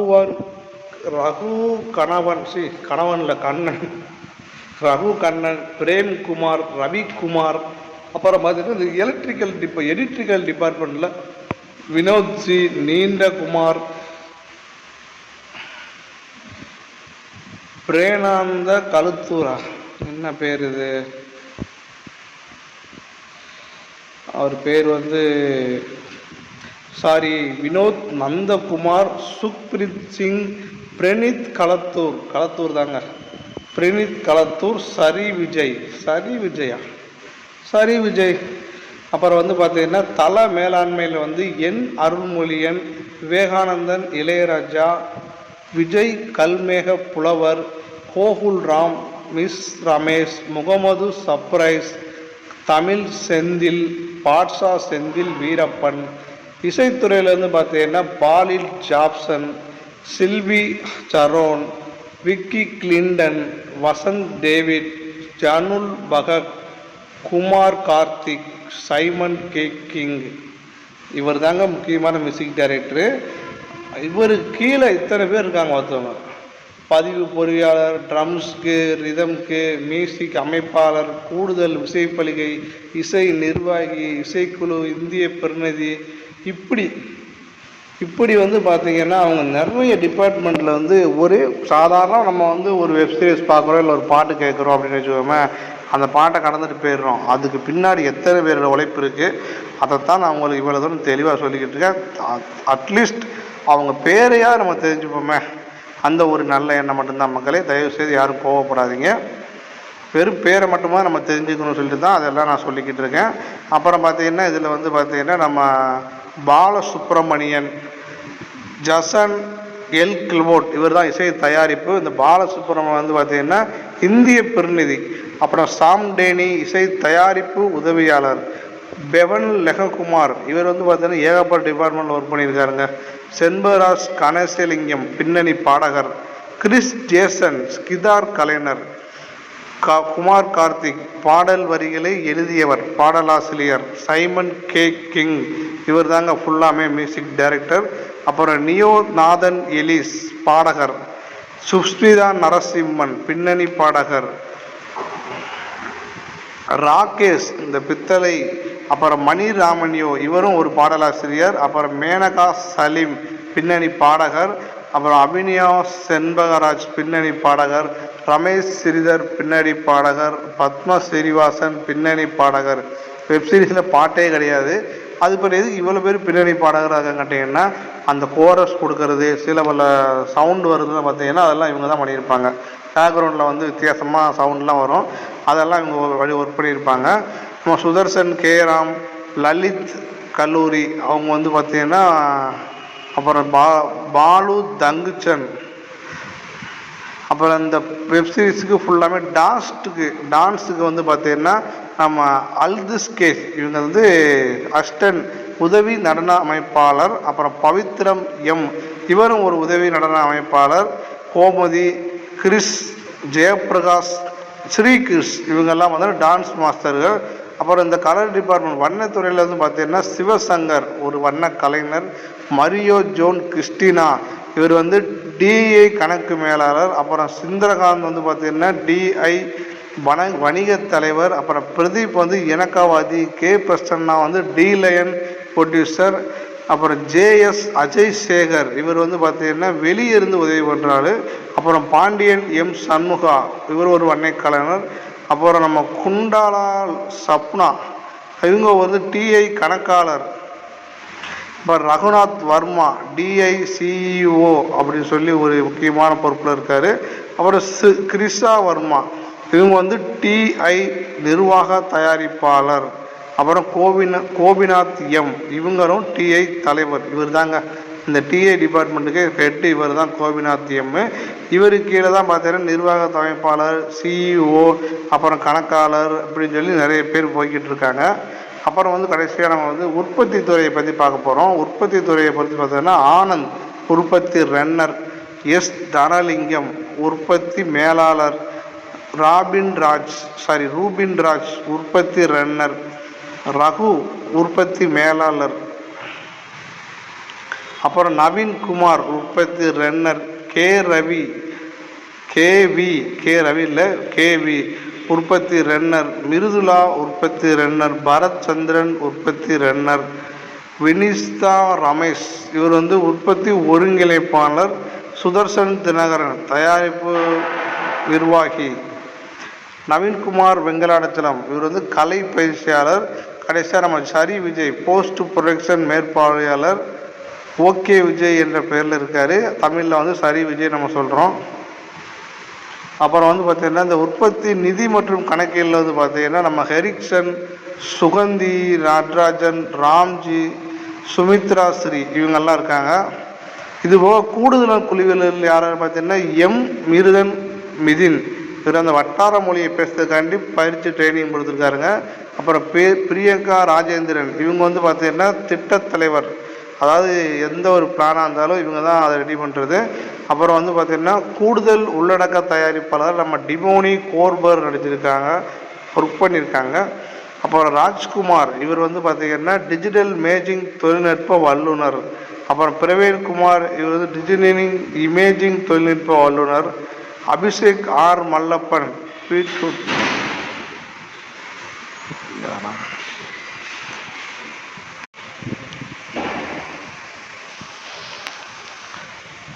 அப்புறம் வந்து நம்ம அபிஷேக் ஆர் மல்லப்பன்.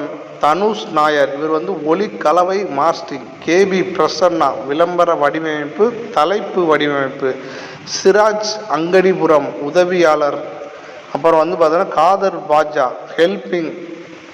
நந்தினி கார்கி, இவங்க தான் வசன வரியில் மேற்பார்வையர். சர்புதி கெதேனி, இவங்க வந்து சமர்ப்பியல் பொறுப்பாளர். ஆர்ஜி விக்னேஷ்குமார், மேலாளர் விவேக் பிரசன்னாவுக்கு வந்து இவர் அசிஸ்டண்டாக ஒரு மேனேஜராக இருந்திருக்காரு. அப்புறம் சேலம் பத்ரி முருகன், இவங்க வந்து நம்ம அனக்காக்கு ஹெல்ப்பராக இருந்திருக்காங்க, அனக்கா ஹீரோயின் இருக்காங்கல்ல அவங்களுக்கு. அப்புறம் தினேஷ் பாக்கியராஜ், அவங்க வந்து இந்த கம்பெனியோட ஹெல்ப்பராக இருந்திருக்காங்க. அப்புறம் சரண் ராஜன், இவங்க தான் சப்டைட்டில், அதாவது இந்த கீழே நம்ம இப்போ வெப்சீரிஸ் பார்க்கும்போது பார்த்திங்கன்னா தமிழில் ஓடும், ஆனால் கீழே இங்கிலீஷில் சப்டைட்டில் வரும்.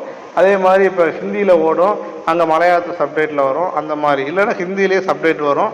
அந்த மாதிரி வந்து சப்டைட்டில் வச்சு பார்க்கணுன்னா நம்ம சரண் ராஜன் தான் பண்ணியிருக்காருங்க. கிட்டத்தட்ட எத்தனை பேர் ஒர்க் பண்ணியிருக்காங்க பார்த்தீங்களா. ஒரு சாதாரண வெப்சீரியஸ் நம்ம பார்த்துட்டு அசால்ட்டாக வந்து நல்லா இல்லை அப்படின்னு சொல்லிட்டு போயிடுறோம். ஆனால் இதுக்கு பின்னாடி எத்தனை பேரோட உழைப்பு இருக்குது, அத்தனை பேர் இதுக்காக கஷ்டப்பட்டுருக்காங்க. ஆனால் கஷ்டப்பட்டு பலன் இல்லாமல் போச்சு, அதுதான் எனக்கு வருத்தமாக இருக்குது. சரி, ஓகே மக்களே, இப்போ இந்த படத்தில் மொத்த டீட்டெயிலையும் பார்த்தாச்சு. படத்தை பற்றி ஒன்லைன் பார்த்தாச்சு. முழு கதையும் ஆல்மோஸ்ட் நான் 4 எபிசோடு அங்கே சொல்லிட்டேன். மீதி உள்ள பேலன்ஸ் 4 எபிசோடு இங்கே சொல்லிட்டேன்.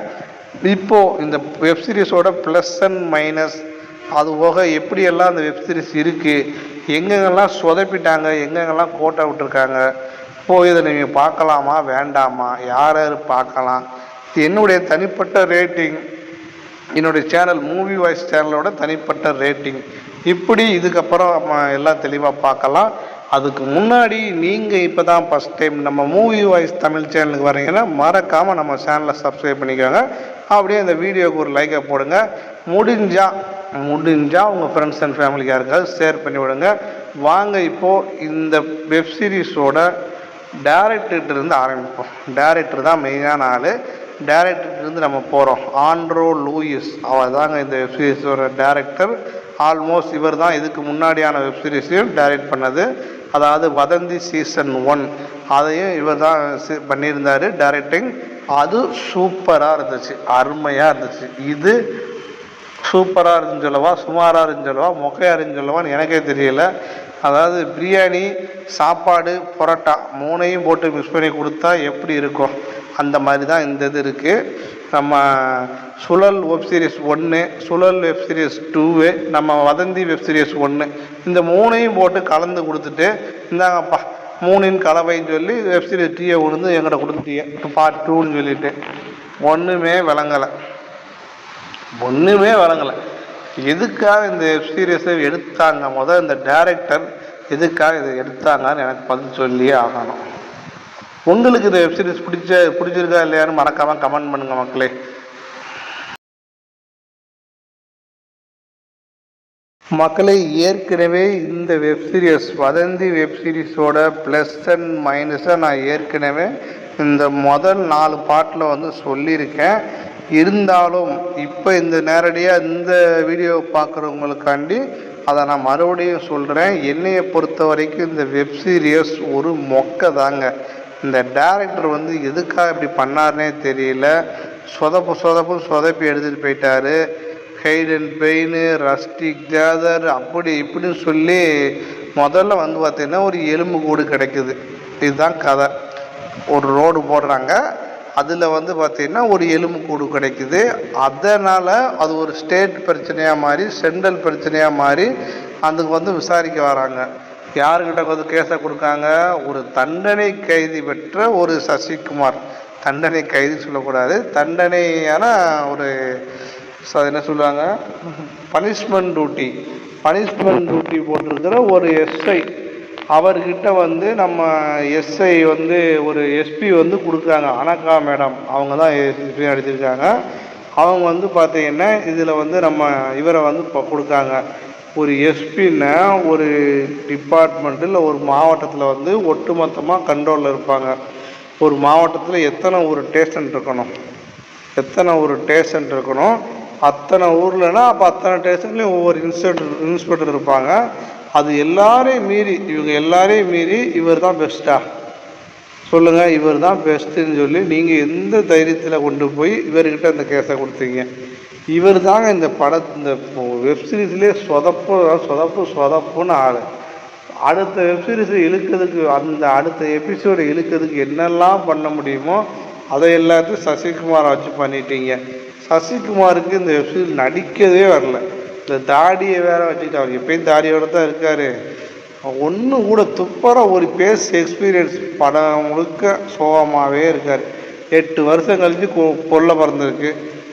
8 வருஷம் கழிச்சு புள்ள பிறந்திருக்குல்ல, அப்போ எப்படி இருக்கணும் ஒரு மனுஷன்? சந்தோஷமாக இருக்கணும், பொண்டாட்டியை பார்த்துக்கணும். இருந்தாலும் ஐயையோ இந்த மணி என்னானது தெரியலையே, மணிக்கு என்ன தெரியலையே, நல்லவனா கெட்டவனா சொல்லி தாடியை சொல்லிக்கிட்டு மணியை பற்றி யோசிச்சுட்டு இருக்காரு சசிகுமார். அவரோட முகமும் சோகமாக தான் இருக்குது. இவர் தான் அந்த கேஸை கண்டுபிடிச்சதுனால அவனுக்கு தண்டனை அடைச்சிருச்சான். அதுக்கு இவன் தான் காரணம் சொல்லிட்டு அவனுக்காக உண்மையை தர போகிறான்னு போகிறாரு. என்ன டைரக்டர், நீங்கள் என்ன சொல்ல வரீங்க? அப்போ இப்படி ஒவ்வொரு இதில் ஒருத்தன் பண்ணிட்டான்னா அவன் உண்மையான குற்றவாளி சொல்லி அவனை அரெஸ்ட் பண்ணி ஜெயிலில் போட்டாங்க. அப்புறம் நீ போய் அவனுக்காண்டி திரும்ப நீ ஓப்பன் பண்ணுவியா? எப்படி உனக்கு தெரியும்? எந்த தைரியத்தில் நீங்கள் வந்து மணியை நம்பினீங்க? எதுக்காக நம்ப சொன்னீங்க? மிஸ்ட்ரி ஆஃப் மணி சொல்லி டைட்டில் வச்சுட்டு மிஸ்ட்ரி ஆஃப் மணியா, மிஸ்ட்ரி ஆஃப் நீலாவதி இல்லை மிஸ்ட்ரி ஆஃப் வெண்பான்னு வச்சுருக்கணும். இதுக்கு மிஸ்ட்ரி ஆஃப் மணின்னு வச்சுங்க. படம் டைட்டிலே சரியில்லை, வெப் சீரிஸ் டைட்டிலே வேஸ்ட்டு. வதந்திங்க அந்த அந்த ஏதோ ஒரு படத்தில் வருங்க, பேரழகன் படத்தில் சிம்ரனுங்க பேரில் தான்டா நான் கவுந்தேன். அதே மாதிரி இந்த வதந்திங்கிற பேரில் தான்டா நான் கவுந்தேன். ஏன்டா இப்படி எடுத்து வச்சுருக்கீங்க? அப்படி தான் கேட்க தோணுது. சாரி டைரக்டர், மன்னிச்சிருங்க. பெரிய டைரக்டர் ஆண்ட்ரோ லூயிஸ், அவரை பற்றி இப்படிலாம் பேசக்கூடாது. என்னுடைய கருத்து என்ன மட்டும் நான் சொல்கிறேன். என்னுடைய கருத்தில் நான் சொல்கிறேன், சசிகுமார் சூப்பராக நடிக்க தெரியல. இந்த வெப் சீரியஸ் முழுக்க வந்து ஃபுல்லாக எபிசோட்லேயுமே ஓப்பனிங்லேருந்து அவர் தான் வாராருங்க. என்ன ஒரு இளவும் அவருக்கு நடிக்க தெரில. அப்படியே இருக்கார் சோகமாக அமைதியாக. என்ன நடந்தாலும் சரி ஓகே. எஸ்பி கிட்ட போய் பேசுகிறது, அடுத்தடுத்து மூவ் பண்ணுறது. இதில் வந்து பார்த்தீங்கன்னா அப்படியே அந்த டாக்டரை என்னமோ சொல்ல வராரு. ஆனால் இவர் டாக்டர்கிட்ட போய், டாக்டர் ஒருவேளை இது சீரியல் கில்லராக இருக்கும் டாக்டர். நீ டாக்டரா அவர் டாக்டரா? மிஸ்டர் சசிகுமார், நீங்கள் டாக்டரா அவர் டாக்டரா? நீங்கள் வந்து அவர் இப்படி சொல்லணும்னு கட்டாயப்படுத்துறீங்க. அவருக்கு சொல்ல விருப்பம் இல்லை, ஆனால் அவங்க கட்டாயத்தின் பேரில் தான் அவர் சொல்லியிருக்காரு. எனக்கு அது நல்லா புரிஞ்சு போச்சு. இந்த வெப்சீரிஸை நான் 3 தடவை திரும்ப பார்த்தேன். உங்களுடைய ஆக்டிங் மட்டும் எனக்கு சத்தியமாக பிடிக்கல. உங்களுடைய இது மட்டும் இல்லை, நிறைய பேருமே நடிக்கிறதுக்கு தெரியலை. என்ன பண்ணணும்னு தெரியாமல் அப்படியே இருக்காங்க.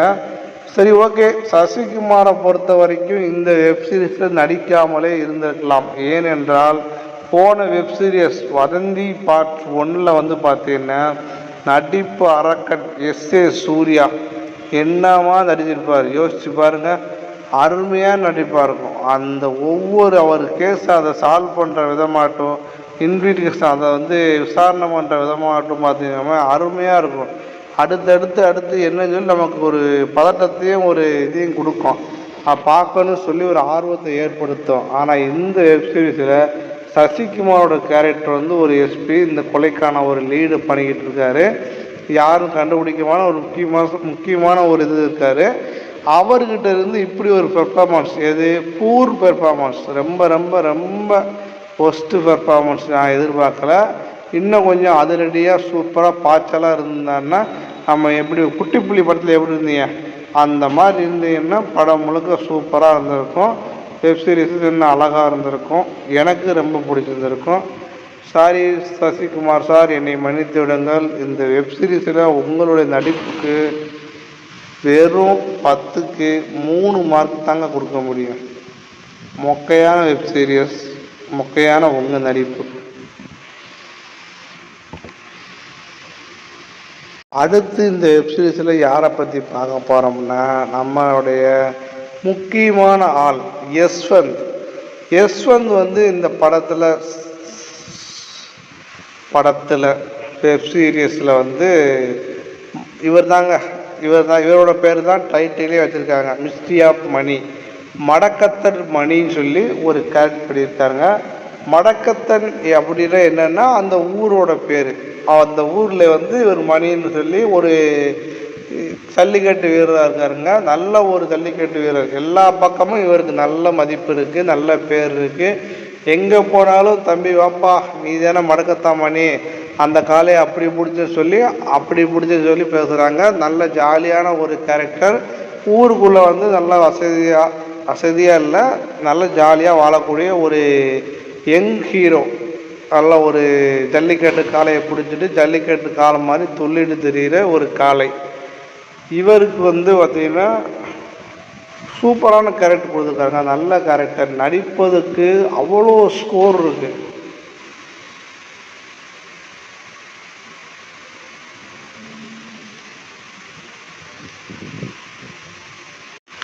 நடிப்பதுக்கு அவ்வளோ இடம் இருக்குங்க.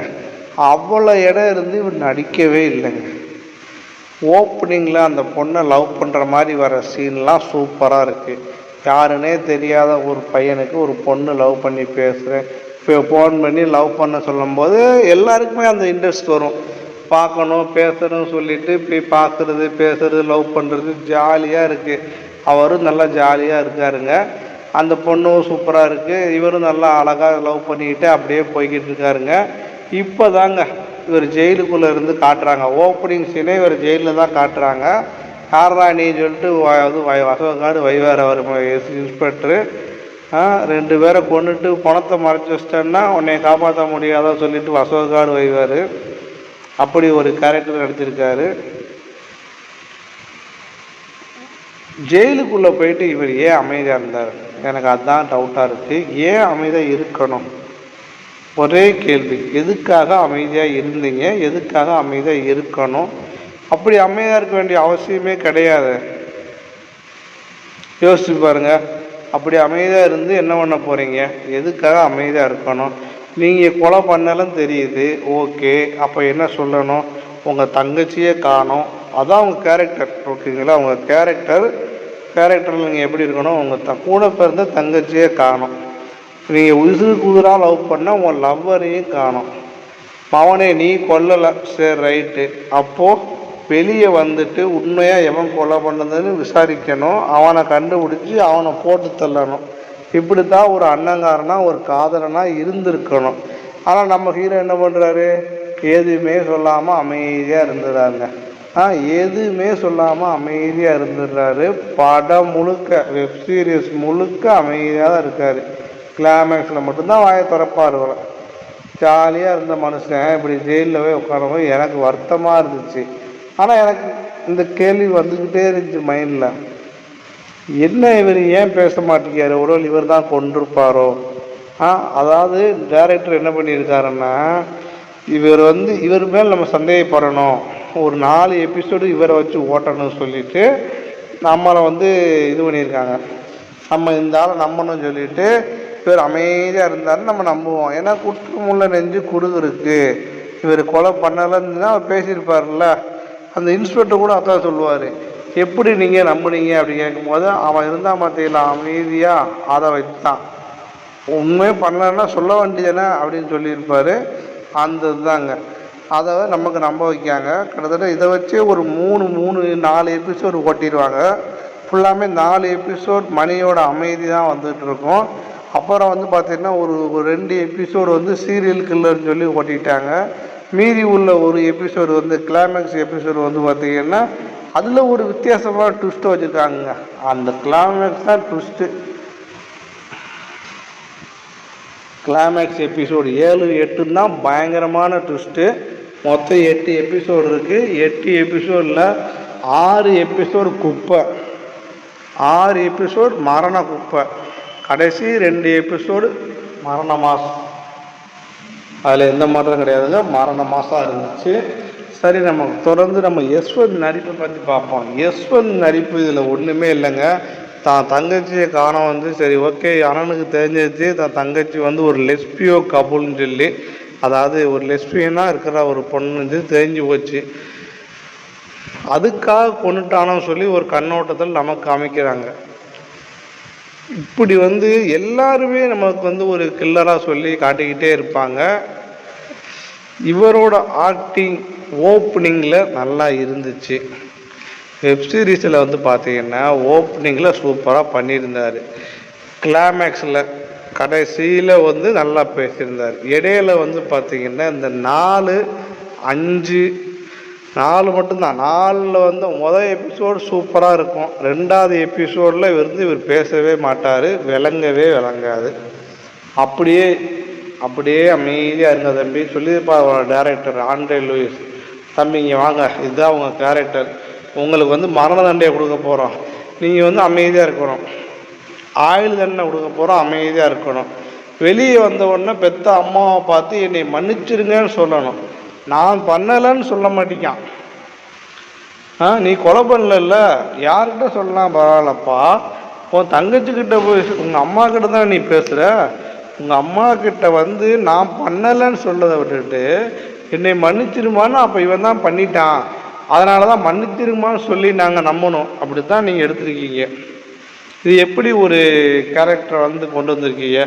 இதை வந்து ஒரு படமாக எடுத்துருந்தீங்கன்னா இந்த சீனுக்கெல்லாம் காரி திப்பியிருப்பாங்க, கழுவி ஊற்றிருப்பாங்க. சூப்பராக. இதெல்லாம் சரியே இல்லை. இவரை பற்றி பேசுனா இன்னும் பேசிகிட்டே போகலாம், வேண்டாம், டைம் இல்லாத காரணத்தினால அடுத்தடுத்து நிறைய பேரை பார்க்கணும். அதுக்காண்டி இவருக்கு ஒரு நடிப்புக்கு 10க்கு வெறும் 2 மார்க் தாங்க. 2 மார்க் தான், 10க்கு 2 மார்க் தான். அதுக்கு மேலே இவருக்கு கொடுக்க முடியாது. சாதாரண ஒரு நல்ல ஒரு கதைக்களம், நல்ல ஒரு கேரக்டர். இவர் நினச்சிருந்தா எப்படியோ டெவலப் பண்ணி நடிச்சிருந்துருக்கலாம். டைரக்டர் கண்டிப்பாக வேணாம் சொல்லியிருக்க மாட்டார். இவங்க வந்து பெருசாக மெனக்கடாமட்டதால தான் இவங்களுக்கு இந்த மாதிரி ஒரு நல்ல ஒரு இடம், ஒரு பேஸ் கிடைச்சோ அதை சரியாக பயன்படுத்த தெரியாத நம்ம மடக்கத்தட் மணி, மிஸ்ட்ரி ஆஃப் மணி சொல்லி கடைசியாக மிஸ்ட்ரியாகவே இருந்துட்டு போயிட்டார். எனக்கு ரொம்ப வருத்தம் இவரோட தான் நடிப்பு. அடுத்து யாரை பற்றி பார்க்க போகிறோம்னா நம்ம அனக்கா தாங்க. அனக்கா வந்து யாரும் பார்த்தீங்கன்னா நம்ம எஸ்பியாக நடிச்சிருக்காங்க. இதில் வந்து அப்படியே சும்மா அழகுலேயும் சரி இளமையிலையும் சரி சூப்பராக இருக்காங்க. இவங்க வந்து தமிழ், தெலுங்கு, மலையாளம் அதில் வந்து அதிகமாக படம் எடுத்திருக்காங்க. நம்ம வந்து தமிழ் படத்தில் வந்து பார்த்திங்கன்னா நட்பை துணை படத்தில் வந்து 2019 ஒரு கேரக்டர் பண்ணியிருப்பாங்க. மலையாளத்தில் வந்து பார்த்திங்கன்னா ராதஸ்கிரி பைபூஜி ஒப்பு அப்படின்னு ஒரு கேரக்டர் பண்ணியிருக்காங்க. இவங்க முழு பேர் அனகா மருகோத்ரா. தமிழில் வந்து ஒரே ஒரு படம் தான் பண்ணியிருக்காங்க, நம்ம நட்பே துணை மட்டும்தான். அது வேறு எந்த படங்கள் பண்ணல. தெலுங்கில் வந்து பார்த்திங்கன்னா குணா 369, பீம பர்ச்சுவம். மலையாளத்தில் பரவா, ராஜகாரி பை சுப்பு. இப்போ வந்து பார்த்திங்கன்னா இந்த வதந்தி வெப் சீரியஸ். அவ்வளோதான், பெருசாக ஒன்றும் பண்ணலை. எல்லாத்துலேயுமே வந்து பார்த்திங்கன்னா சின்ன கேரக்டர் தான். நம்ம ரோசாப்பூன் ஒரு படம் வந்து பார்த்திங்கன்னா 2018 வந்துச்சு, அதில் தான் ஹீரோயினாக நடிச்சிருக்காங்க.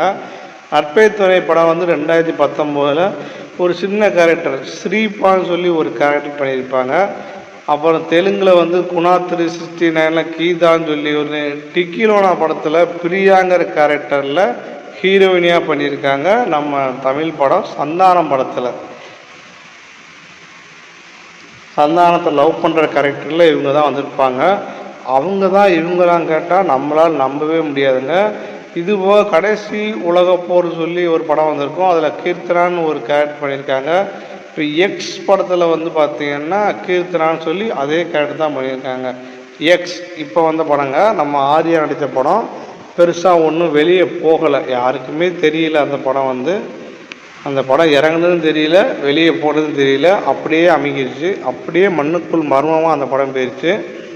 இவங்க நடிப்பை பொறுத்த வரைக்கும் சூப்பராக நடிச்சிருக்காங்க. ஒரு எஸ்பியாக எப்படியெல்லாம் இருப்பாங்க, இந்த கேஸுக்கு யாரை பார்க்கணும், அவங்க எல்லாரையும் கரெக்டாக வாட்ச் பண்ணுறது, அப்படியே பக்காவாக ஒரு உண்மையிலே ரியல் எஸ்பி இருந்தால் எப்படி இருப்பாங்க அப்படி தான் இருக்காங்க.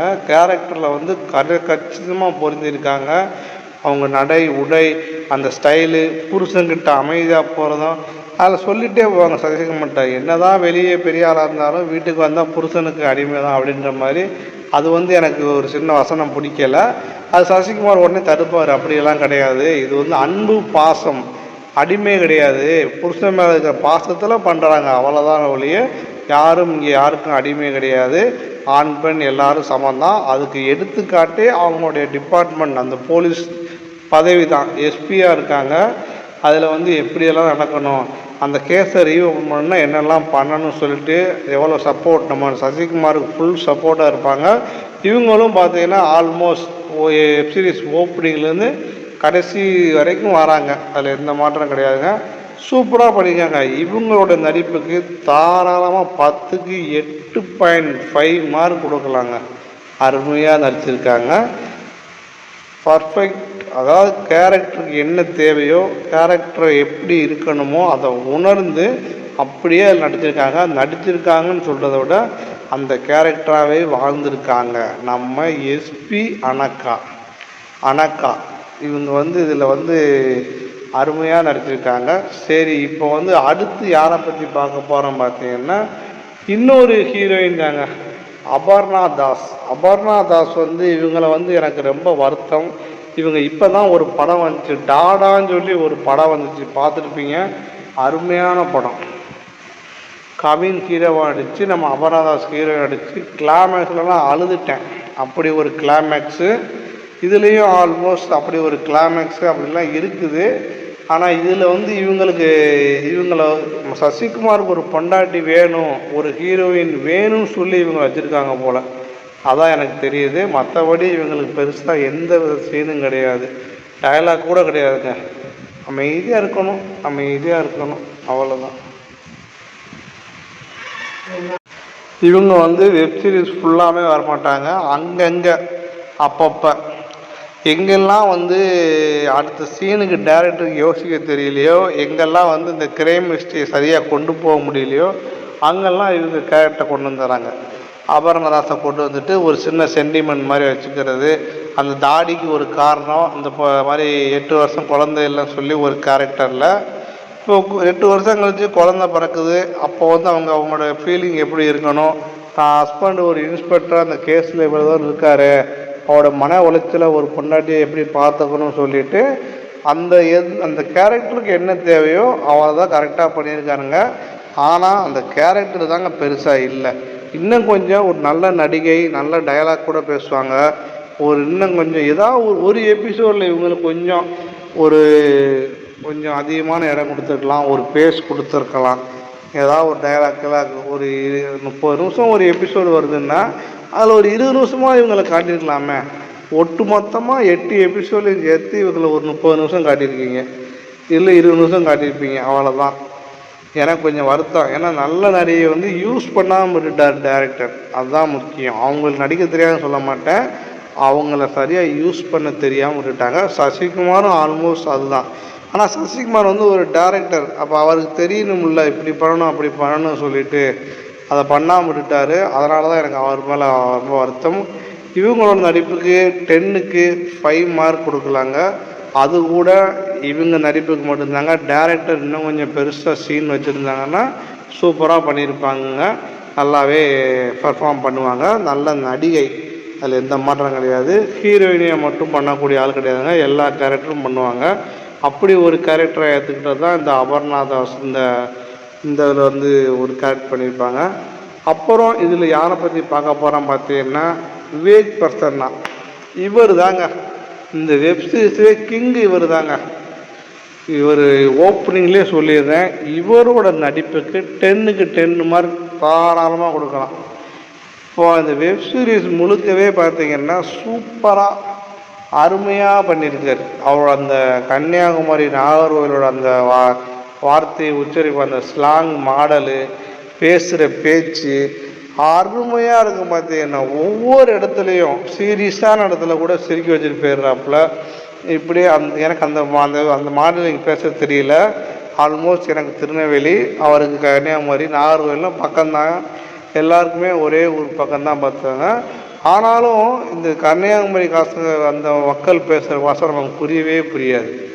அவங்க பேசுகிறது இந்த ஸ்ரீலங்கா தமிழ் மாதிரி இருக்கும். இவர் நாகர்கோவிலுக்காரங்கனால ஒரு வித்தியாசமான லாங்குவேஜ், பாடி லாங்குவேஜ் கொண்டு வந்து பண்ணியிருக்காரு. இவர் ஏற்கனவே போன வெப்சீரிஸில், அதாவது இந்த வதந்தி வெப்சீரிஸ் சீசன் 1 கூட அருமையாக பெர்ஃபார்ம் பண்ணியிருப்பார். அதோட வெற்றி தான் அப்படியே பார்ட் 2க்கு வந்துட்டாருங்க. இவர் நிறைய படத்தில் வில்லனாகவும் நடிச்சிருக்காரு, நிறைய படத்தில் காமெடியாகவும் நடிச்சிருக்காரு.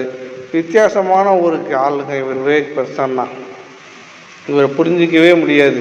இவர் வில்லனா, காமெடியனா, குணச்சித்திர நடிகனா அப்படின்னு சொல்லி நமக்கு புரியாது. மேயாத மானில் பார்த்தீங்கன்னா ஹீரோவுக்கு ஃப்ரெண்டாக படம் முழுக்க ஒரு சப்போர்ட்டிங் கேரக்டர் வந்திருப்பார். விக்ரம் வேதால வில்லனாக நடிச்சிருப்பார். சேதுபதி படத்துலேயும் வில்லனாக நடிச்சிருப்பார்.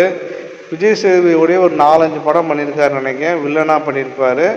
திடீர்னு பார்த்தா ஒரு படத்தில் பயங்கர காமெடியாக அடிச்சிருப்பார். திடீர்னு பார்த்தா இந்த மாதிரி ஒரு வெப்சீரிஸில் போலீஸ்காரனாக அடித்து சூப்பராக பண்ணிக்கிட்டு இருப்பார்.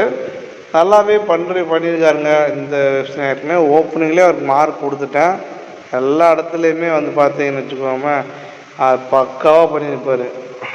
கேஸ் என்னன்னே தெரியாமல் கிளம்பி வந்திருப்பார். சசிகுமார் தான் அதை பார்க்க போகிறான்னு தெரியாமல் சசிகுமாரே வஞ்சிட்டு வருவார். மாட்டினா சோழி முடிஞ்சு யார் அந்த ஐயோன்னு சொல்லிட்டு பார்க்கும்போது சிரிப்பாங்க. என்னன்னு தெரியும் பார்த்தா, ஐயோ நீ தான் அவனா அப்படின்னு சொல்லிட்டு மனசுக்குள்ளேயே அமைதியாக இருப்பார். இந்த கேஸ் முடிய 1 மாதம் ஆகுமே அப்படின்பார். அதே மாதிரி ஆயிரம். ஆல்மோஸ்ட் 8 எபிசோடு இழுத்து செவ்வாய் இழுத்துட்டாங்க. ஓப்பனிங்லேருந்து கடைசி வரைக்கும் இவரும் வெப்சீரிஸ் ஃபுல்லாக இருக்காருங்க. என்ன தேவையோ அதை விட சூப்பராக பர்ஃபார்ம் பண்ணியிருக்காரு. வெப்சீரிஸ் முழுக்க அருமையாக நடிச்சிருக்காரு. எந்த இடத்துலையுமே குறை சொல்ல முடியாத ஒரு நடிப்பு. விவேக் பிரசன்னாவோட நடிப்பு 100க்கு 100 மார்க் தாராளமாக கொடுக்கலாம்.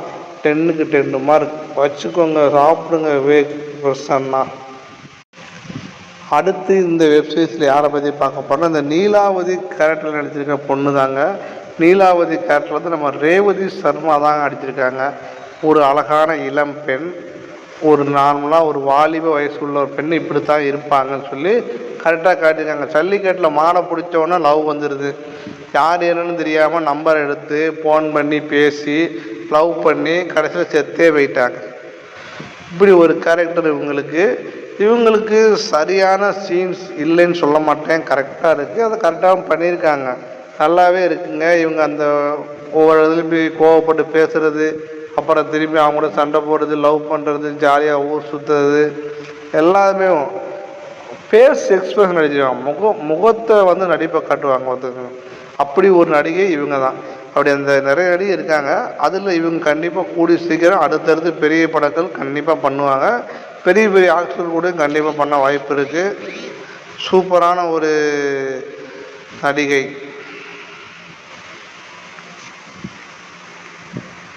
இவரோட நடிப்புக்கு இந்த வெப்சீரிஸில் 10க்கு 8 மார்க் கொடுக்கலாங்க. 10க்கு 8 மார்க் தாராளமாக கொடுக்கலாம். நல்லாவே பெர்ஃபார்மன்ஸ் பண்ணியிருக்காங்க. அப்புறம் இந்த வெப்சீரிஸில் யாரை பற்றி பார்க்க போகிறோம்னா, இந்த வெப்சீரிஸில் நம்ம அந்த மணக்கத்தா மணியோட தங்கச்சி வெண்பா அவங்கள தான் பார்க்க போகிறோம். அவங்க பார்த்தீங்கன்னா இதில் ஒரு லெஸ்பியன்ஸ் கபுள்ஸாக சொல்லி நடிச்சிருப்பாங்க. முதல்ல அதுக்கே இவங்களுக்கு கைதட்டணும், பாராட்டணும். ஏன்னா தைரியமாக இப்படி ஒரு கேரக்டர் பண்ணியிருப்பாங்க. இப்படி ஒரு கேரக்டர் பண்ணதுக்கெல்லாம் ஒரு தைரியம் வேணும்.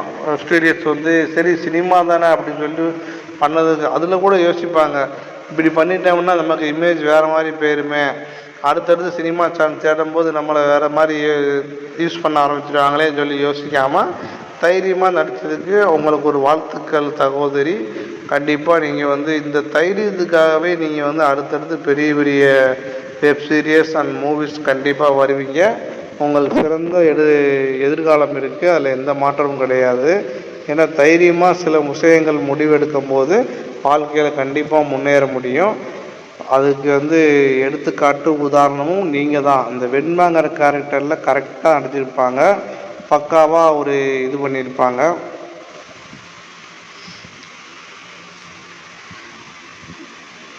என்னையை பொறுத்த வரைக்கும் இவங்க இந்த கேரக்டருக்கு என்ன தேவையோ அதை பர்ஃபெக்டாக கரெக்டாக பண்ணியிருக்காங்க. இவங்களோட நடிப்புக்கு வந்து ஒரு 10க்கு 6.5 மார்க் தாராளமாக கொடுக்கலாம். என்னடா இவர் தானே கேட்டீங்கன்னா, இவங்களுக்கும் இந்த வெப் சீரிஸில் பெருசாக சீன்ஸ் இல்லை, அங்கங்கே அப்பப்போ தான். இவங்க தான் 7 to 8 அந்த கடைசி எபிசோடில் இவங்கெல்லாம் முக்கியமான கேரக்டரில் இருந்தாங்க. மற்ற மீதம் உள்ள 5 ஃபுல்லாமே வேஸ்ட்டு. இவங்களுக்கு பெருசாக சீனே கிடையாது, அவ்வளோதான். அந்த சீன்லாம் வச்சுருப்பாங்க, அதுதான் கொஞ்சம் வருத்தம். சரி, ஓகே மக்களே, இதில் முக்கியமான கேரக்டர் பண்ணிக்க எல்லாரையும் பார்த்தாச்சு. மற்ற டெக்னீஷியனை பார்ப்போம். கேமராமேன் இந்த இதில் வந்து அருமையாக ஒர்க் பண்ணியிருக்காரு. ஏற்கனவேவும் இவர் 3 வெப் சீரிஸுக்கு இவர் தான் கேமராமேனு. அந்த ஒரு அனுபவத்தில் தான் நம்ம புஷ்கர் காயத்ரி இவங்க இங்கேயே கொண்டு வந்து ஒர்க் பண்ண வச்சுருக்காங்க. கரெக்டாக பண்ணியிருக்காங்க. ஜல்லிக்கட்டு அந்த சூப்பராக கேஷ் பண்ணது, இந்த ஜேசிபி தோன்றது, அப்புறம் இந்த எலும்புக்கூடு, இந்த கல்லை காட்டுறது, இப்படின்னு சொல்லி நிறைய விஷயங்கள் அந்த கேமரா மூலியமாக நமக்கு படங்களை வந்து அருமையாக விளக்கியிருப்பாங்க. அருமையான ஒரு கேமரா ஒர்க் பண்ணியிருக்காங்க. இந்த வெப்சீரிஸை பொறுத்த வரைக்கும் கேமராமேன் ரொம்ப ரொம்ப முக்கியம். ஏன்னா த்ரில்லிங் வெப்சீரிஸை வந்து அதை வந்து கரெக்டாக ஜூம் பண்ணணும். சில விஷயங்களை டக்குன்னு காட்டணும், டக்குன்னு மறைக்கணும், அதை வந்து வித்தியாசமாக பண்ணணும். அதை வந்து கரெக்டாக ரொம்ப ரொம்ப கரெக்டாக பண்ணியிருக்காங்க. எனக்கு இவரோட கேமரா ஒர்க் பயங்கரமாக பிடிச்சிருக்குங்க. அப்புறம் நம்ம யாரை பற்றி பார்க்க போகிறோம்னா, இதில் வந்து எடிட்டிங்கை பற்றி தான் பார்க்க போகிறோம். எடிட்டர் வந்து பார்த்திங்கன்னா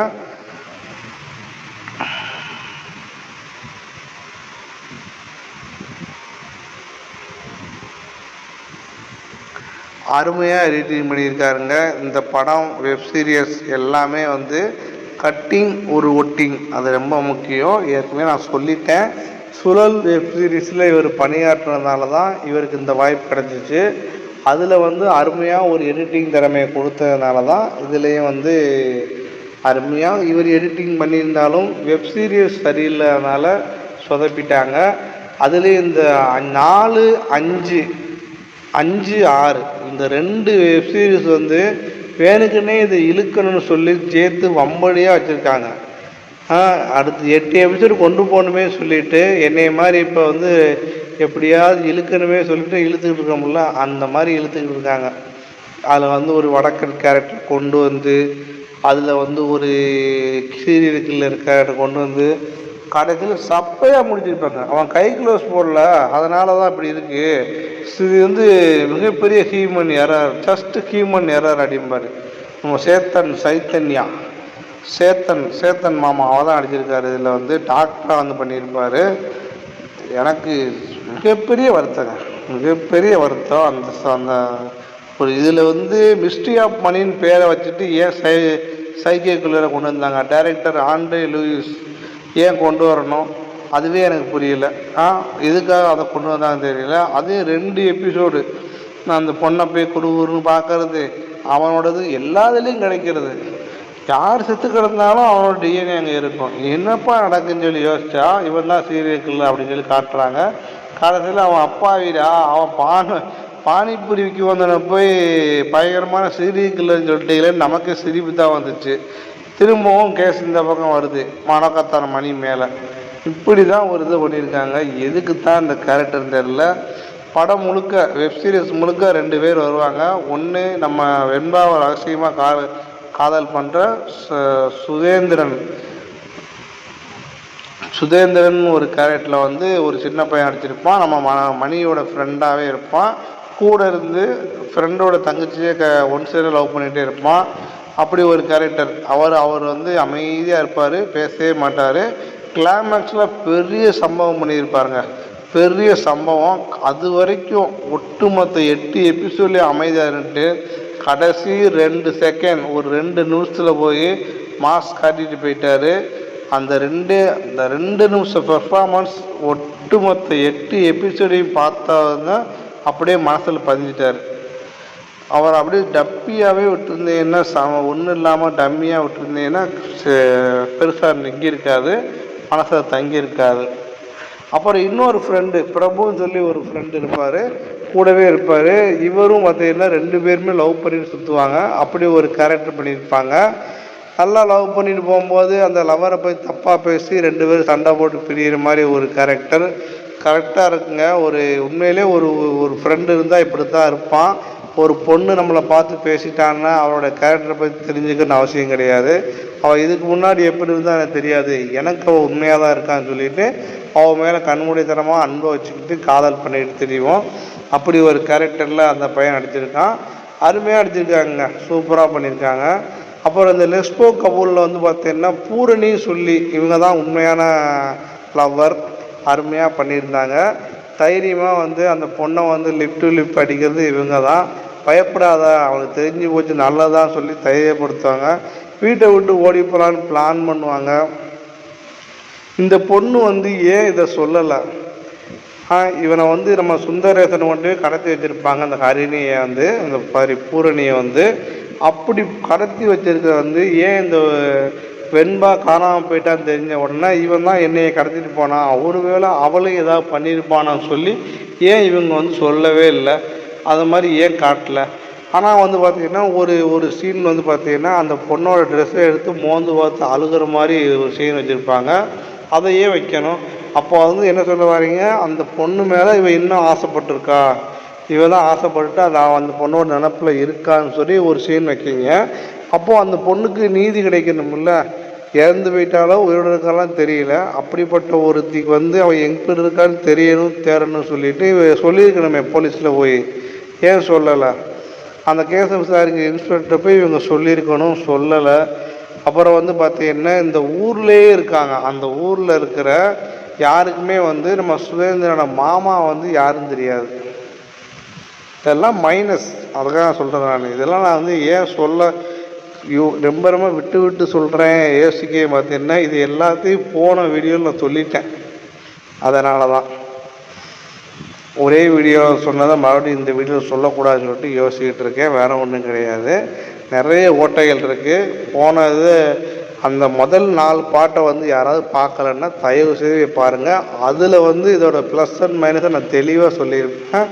இதில் வந்து சும்மா நான் மேம்போக்காக சொல்லிட்டு போகிறேன், ஏன்னா ஃபுல்லாக சொல்ல முடியாது. ஆல்ரெடி அதில் சொல்லிட்டேன். அந்த ஆடியோவும் இந்த ஆடியோவும் மிக்ஸ் ஆகிடக்கூடாதுனால தான் நான் இதில் வந்து அடக்கி வாசிக்கிறேன். ஒட்டு மொத்தமாக இந்த வெப்சீரிஸை பொறுத்த வரைக்கும் ஒஸ்ட்டு. ஒரே வார்த்தையில் சொல்லி முடிச்சிடுவேன்.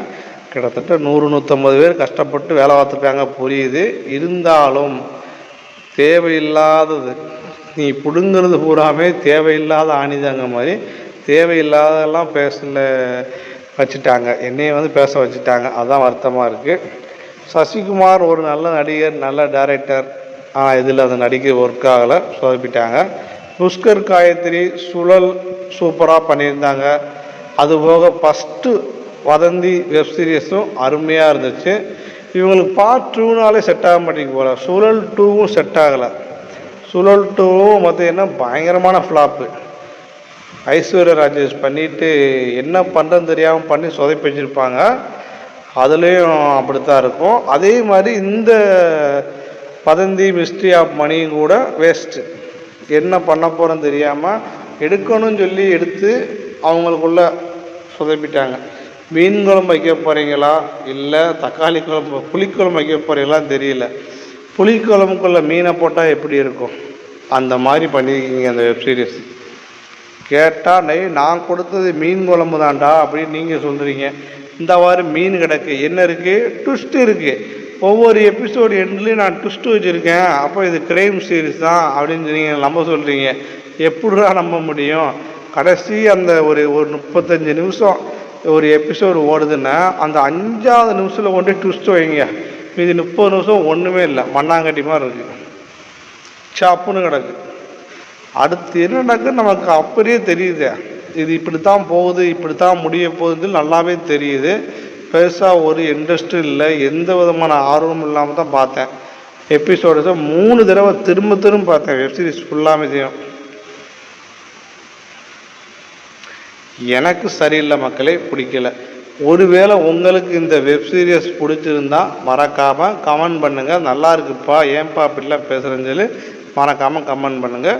பார்ப்போம் எத்தனை பேருக்கு இதை பிடிச்சிருக்குன்னு சொல்லி நானும் தெரிஞ்சுக்கிறேன். சரி, ஓகே மக்களே, இந்த வதந்தி சீசன் 2 வெப்சீரிஸை பற்றி நம்ம ஆல்ரெடி 4 எபிசோடை பற்றி ஃபுல்லாமே கனெக்ட் பண்ணி அதோட ப்ளஸ் அண்ட் மைனஸ் எல்லாத்தையும் நான் அதில் தெளிவாக சொல்லியிருக்கேன். அதை பார்க்கலன்னா டிஸ்கிரிப்ஷன் லிங்க் கொடுக்கேன், போய் பாருங்கள். இப்போது மீதமுள்ள 4 எபிசோட்ஸும் இதில் தெளிவாக ஃபுல்லாமே கவர் பண்ணியாச்சு. நீட்டாகவே இப்போ அதில் எல்லா ஸ்டோரியும் சொல்லி முடிச்சுட்டேன். அது போக சில விஷயங்கள் நான் எக்ஸ்ட்ராவே பேசியிருக்கேன், தேவையில்லாமல் பேசியிருப்பேன். சாரி, மன்னித்து விடுங்கள். மொத்தத்தில் இந்த வெப்சீரியஸ் நல்ல வேலை படமாக வரலை, அது ஒரு சந்தோஷம். ஏன்னா தேட்டரில் போய் உட்காந்து காசெல்லாம் செலவு பண்ண முடியாது, அது வரைக்கும் ரொம்ப சந்தோஷம். இதை படமாக எடுத்திருந்தாங்கன்னா அவங்களுக்கு அடி மரணடியாக விழுந்திருக்கும், அதோடு செத்து போயிருப்பாங்க, எந்திக்கவே முடியாது, அந்தளவுக்கு கேவலமாக இருக்குது. ஏதோ வெப்சீரிஸின் பேரில் தப்பிச்சுக்கிட்டு இருக்காங்க. ஏன்னா வெப்சீரிஸின் பேரில் நம்ம என்ன எடுத்தாலும் மக்கள் கேட்க முடியாதுங்கிற ஒரு தைரியம், அந்த தைரியத்தில் இவங்க இப்படிலாம் ஆடிக்கிட்டு இருக்காங்க. இப்போ உள்ள மக்கள் அப்படி கிடையாது. இவங்க என்ன பண்ணாலும் கண்டிப்பாக அதை திருப்பி கேள்வி கேட்பாங்க. அதில் நானும் ஒருத்தன். தப்பாக இருந்தால் தப்புன்னு தப்பை சொல்கிறது தப்பே இல்லைன்னு நினைக்கிறவன் நான். நீங்கள் பண்ணது தப்பு, இந்த வெப்சீரிஸ் துப்பராக சரியில்லை, அதை ஓப்பனாக சொல்கிறது என்னுடைய கடமை, சொல்லிட்டேன். அடுத்த வெப்சீரிஸ் பண்ணுற மாதிரி இருந்தால் இன்னும் கொஞ்சம் தரமாக பண்ணுங்கள், எஃபெக்டிவாக கொடுங்க. கிரைம், ஒரு மிஸ்டரி, ஒரு கிரைம் த்ரில்லர் ரொம்ப எதிர்பார்த்துருக்கோம், சொதப்பிட்டீங்க, அதான் வருத்தம். சரி, ஓகே மக்களே, இத்துடன் இந்த வீடியோவை நான் முடித்து கொள்கிறேன். உங்களுக்கு இந்த வீடியோ பிடிச்சிருந்தா இதுக்கு ஒரு லைக் கொடுங்க. வீடியோ பிடிச்சிருந்தா நம்ம மூவி வாய்ஸ் தமிழ் சேனலில் மறக்காமல் சப்ஸ்கிரைப் பண்ணிக்கோங்க. முடிஞ்சால் உங்கள் ஃப்ரெண்ட்ஸ் அண்ட் ஃபேமிலிக்கு ஷேர் பண்ணி விடுங்க. அடுத்த ஒரு நல்ல வீடியோவில் உங்களை ஒரு நல்ல படத்தில் உங்களை சந்திக்கிறேன். நன்றி, வணக்கம்.